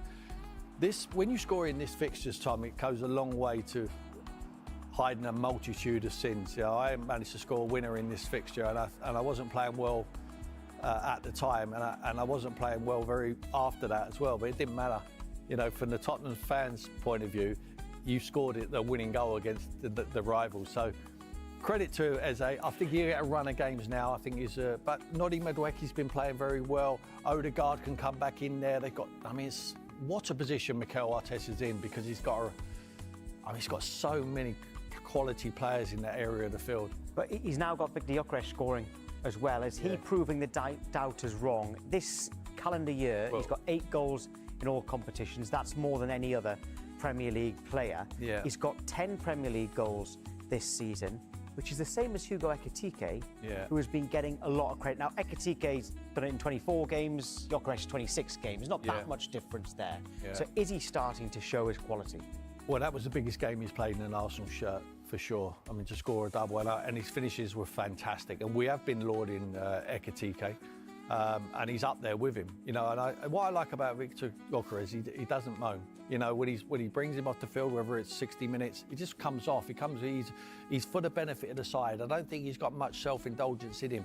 Yesterday, he was like fighting Dragons in the whole game, you know, and he was battling away up front. And he get his rewards for that. You know, he led the line very well. I mean, the defending's very poor. We'll come on to the Tottenham point of view a bit later, but it's a wonderful touch and finish. Just whips it round. He strikes everything so cleanly. I thought his second goal was excellent as well. Used his strength. That Archie Gray tries to get near him, to get off, just pushes him and just whips it into that far corner. It was brilliant for him. You know, that will give him a huge amount of confidence moving forward. But I like him, I really do. I've said it all season. We talk about him as being a flat track pony, you know, who smashes them out of the way and scores against the lesser sides and takes his penalties. But I just think he will go on a run. I mean, 10 at this stage is not bad. I mean, at the end of the season, if he was to get 15, 20 goals, I mean, we'd have to say it was a success. It will be a success anyway if they win the Premier League, you know, because he would have played his part in a team performance. Well, we'll be talking to an Arsenal fan very shortly, but first, here's how you can get involved with the Finalysis app. Finalysis has partnered with Sky Sports to empower fan opinion. On the Finalysis app, you share your player ratings, your manager ratings, and your opinions on everything to do with your club. So that Sky Sports can put fan opinion at the heart of their football coverage. Scan the QR code to download the Finalysis app. And we're joined by Arsenal fan Christian Ty now. Good morning, Christian. Are you convinced after that performance that Arsenal do have the bottle to win this title? Morning, guys. I've been convinced for a while. I think, you know, results recently have been disappointing. Dropping points at, Nottingham Forest, at home against Liverpool, losing to United, drawing against Brentford, drawing against Wolves. You know, the last 7 games before yesterday weren't good enough. You know, it didn't look like title-winning form. It wasn't the same team that we'd seen at the start of the season. So look, I think it was understandable that maybe some fans were starting to lose confidence or think, you know, are we gonna bottle it again? Are we gonna drop off again? But I think, yesterday showed a lot of fight, a lot of spirit, a lot of quality. You know, going forward, the final third has been questioned a lot this season. You know, do we have the quality in attack? Do we have those world-class attackers? Can we put the ball in the back of the net rather than just, relying on clean sheets or good defence? And I think, yesterday re-instilled a lot of confidence in the team and, showed a lot of bottle. But we're going to have to show a lot more if we want to win this league title. We just heard... go on, Tim. I'm saying it was good to see Christian back on because after the Wolves game, I thought he may have made an appearance, but he didn't seem to want to come on. I was here after the Brentford game, I think. Oh, was it? Oh, look, when you guys give me a shout, I'll be here. You want me after the Wolves, you want me after a loss, I'll show up. I'm always here to talk about Arsenal. So look, it's nice to be talking about a win today. So yeah, I think I was on with Jamie O'Hara after the Brentford game, and we were talking about this, and he was like, "Oh, this is where you bottle it. This is where it crumbles." And I was like, "Jamie, mate, it hasn't crumbled for us in the North London derby for a while. Are you sure? You sure you want to show that chest?" And, I'll tell you what really impressed me yesterday. When Declan makes that uncharacteristic mistake for Kolo Muani's finish, he holds his hand up. He just straight away puts his hand up, and there was no inquest. Like, I know it was late on against Wolves, but the players are arguing with each other. I think Mikel has said to them, "Listen, there's going to be mistakes. Don't matter who makes them. We're in this together. It's a collective. Just get on with it." And I thought that was clear from that on. I know they went in at half-time, 1-1, but I thought it was a fantastic.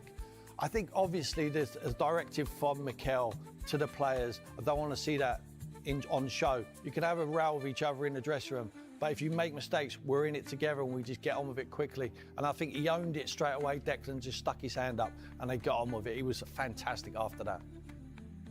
Yeah, 100%. I think it has to be, right? At this level of football, like, you have to forget about mistakes. It's done. There's nothing you can do about it. There's no point in screaming at your teammates. Like, the mistake is made. The goal is the goal. You have to get on with the game. So, look, the longer you dwell on a mistake, the more chance you got of conceding another. You know, get on with the game. I think that's what they did well. I think we started the game really well. You know, first 30 minutes before the goal, I thought could have scored 1 or 2. Then got the goal. And yeah, it's disappointing to kind of inflict it on ourselves again. You know, like you said, a guy like Declan Rice, you don't expect it.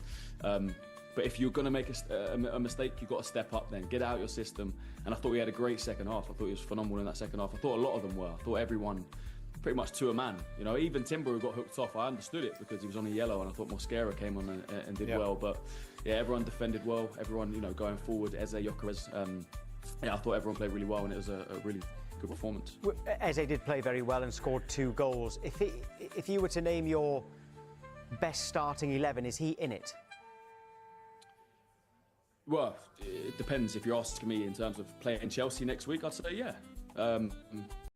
I think, you know, you have to play players on merit sometimes. If they're in form, if they're high in confidence, if they're, you know, integrating in the team well, if we look better with him in the team, which I think we definitely did yesterday, and we have done at points this season, then reward him with a start. You know, if he plays against Chelsea next week and he's not very good and he comes off after 60 and Odegaard, maybe, do you know what I mean? That's why we have a squad. Whoever's in form, whoever's playing well. It shouldn't just be this, because Odegaard's the captain, he has to play. Because this guy is, it should be, if you're playing well, if you're turning up in training and turning up in matches, you play. Eze now showed it yesterday in a massive game. You know, huge pressure on that game. We all saw the noise, we all heard the noise and the criticisms around the, you know, after the Wolves game, and rightly so. And obviously City then putting the pressure on with a good win against Newcastle. But they turned up. Eze was a massive part of that, between him and Gyökeres for man of the match. So yeah, reward him with the start next week against Chelsea. I think in-house competition is the best thing any manager can wish for, and you certainly got that. So they're under pressure every single day in training to try and get themselves in the starting lineup. And I think that showed when Odegaard come on that pitch yesterday. He come on with the attitude of, you know what, we're going to keep on the front foot. He triggered the press time and time again. He set up Gyökeres for the finish there. That is the sort of attitude a manager demands and would expect for a title-winning side. I think you've got every chance, Christian, I really do. And Christian, what about your goalkeeper? An incredible save. Is he the best goalkeeper in the Premier League now? Yeah, that save is ridiculous. You know, was there one at Villa last season, which was very similar? You know, David Raya has moments like that, which just remind you of how good he actually is. You know, you can be critical of Raya if you want to be. You know, the last few games, I think at Brentford, there was one he rolled out to their player, a bit of a mistake. You can criticise him for the Wolves mistake as well, but goalkeepers are going to make mistakes. I think how they bounce back is almost more impressive. And yesterday, I think Gary Neville said it on his podcast. He was looking at, you know, I was looking at Raya. He was kind of, you know, giving it to the fans. He just looked confident before. He demanded his penalty area. One of his best traits is how he just comes out and claims across. Like you think there's a ball that he's not going to get to, and he just plucks it out of the sky every single time, and it just takes a lot of pressure off our defence. And yeah, great save the way Claude that off the line got back. And yeah, I think he showed mentality in terms of bouncing back from a poor performance. Is he the best in the league? I don't know, it depends. There's a lot of traits, of a goalkeeper in terms of shot stopping, distribution. You can rate them differently. Maybe Donnarumma's up there, Raya's definitely up there. I think he's kept the most clean sheets in the league this season. So, yeah, maybe on paper you'd say yes. We'll be talking about goalkeepers later in the show, actually. Christian, thank you. Thanks, mate. Cheers, guys. Thank you. Two more huge games in the title race this weekend, starting off with Leeds against Manchester City. That's Saturday Night Football, 5 p.m. on Sky Sports Premier League. And then on Sunday, it's leaders Arsenal taking on Chelsea, 4 p.m. Also, Sky Sports Premier League, two huge games.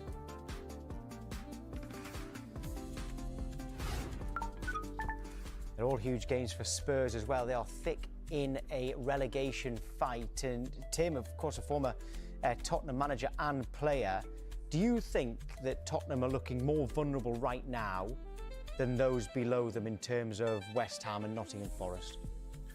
Oh, what a good question that is, Tom. Listen, I would rather be Tottenham than them sides. Obviously West Ham, because they haven't got the points on the board. Tottenham have. I know it was a very, very difficult game and not many people give them an opportunity to win yesterday, but I did. I just thought it was a good opportunity, and especially when they went in 1-1 at half-time, I thought if they can get to the 60 minutes and maybe the 75 minutes mark, they can make some changes, bring Solanke on, maybe Richarlison. They had Tell on the bench as well, so they had £150 million worth of players on the bench. They could have made some changes, but to concede so early in the second half, you're going to have to say they're in a fight now, and have they got enough fight in their bellies, the same as them other teams we're seeing there? I certainly been watching recently West Ham, who are in the worst position out of everyone because they're in it. They look like they've got some organisation and they've got some real fight in their bellies. So the next two games are going to be so crucial for Tottenham. Go away at Fulham and then they go at home to Crystal Palace. Now, it doesn't matter if they're at home or away. They need to get points, they need to get them quick, because I think if they really get into trouble and West Ham start picking up points and they get right behind them, I'm not sure they got the players for the fight. I don't really believe they have, because a lot of players come to Tottenham not for a relegation battle, but that's where they find themselves now. So they're going to have to find something from somewhere. I believe they will have enough, but I think it's probably my heart ruling my head there. But we've been asking the viewers in our poll who is most likely to get relegated out of those three clubs we just mentioned there, with Tottenham, Nottingham Forest and West Ham. 53% say that Spurs are most likely to be relegated out of those three clubs right now. That poll's still going on, by the way, but 53% are saying Tottenham, which is a little bit of a surprise. In terms of a kind of blueprint for Tottenham, for Igor Tudor now to keep Tottenham in the Premier League, what would it be? I mean, that was a tough game. He's not got a magic wand. The guy can't come in and expect everything to be perfect, but he likes to play three at the back. He's playing three at the back at the moment. He's still sticking to that with only two centre-backs. He's playing Paulinho back there. We saw with Jokere's first goal, just drops off. The instinct of a centre-back is to go tight, and that he's going to have time to work with the players, but they're going to need a lot of work. I'm not sure if there's another centre-back, Danso possibly might be the nearest to come back to fitness. If he's going to play three at the back, he needs to have three centre-backs to play there. I don't see any future in playing a midfield player back there. The organisation wasn't great. The determination wasn't fantastic. The belief certainly wasn't there when they went behind 2-1. Did you really think Tottenham were going to come back into it? I didn't. I was at the game and I could feel the fans had no real belief in it as well. The blueprint is just to remind the players that they're playing for an unbelievable football club there, and it's almost unthinkable that they can be in the Championship, but it's a reality, and he needs to get the players playing in the correct positions.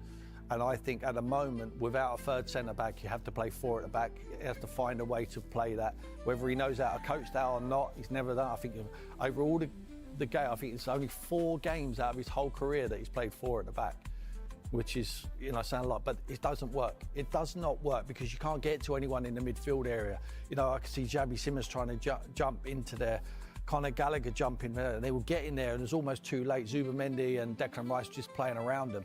They need to be already on top. If they're going to play with their aggressive press up high, Koulibaly Moani up front, playing on the aggressive press, they've got to be there already. I think playing three at the back, you can't release enough players. I'm not sure Jed Spence got high enough early enough, or Archie Gray was high enough early enough.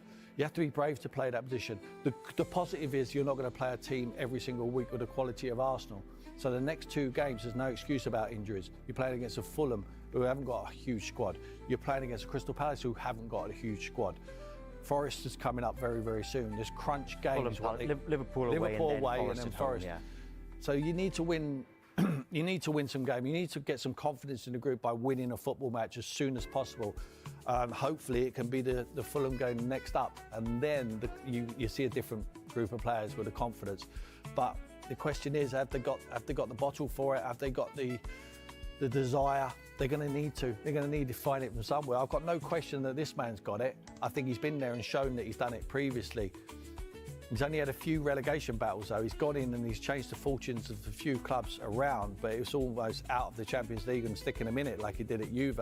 Marseille did a similar job. When you're fighting, and the downside is to get relegated, it's an extra pressure. You need to have the group of players who are capable of rolling up the sleeves and having a fight for the badge, which is the top badge, and it's Tottenham Hotspur. Michael Carrick, they had to dig deep tonight, show some grit.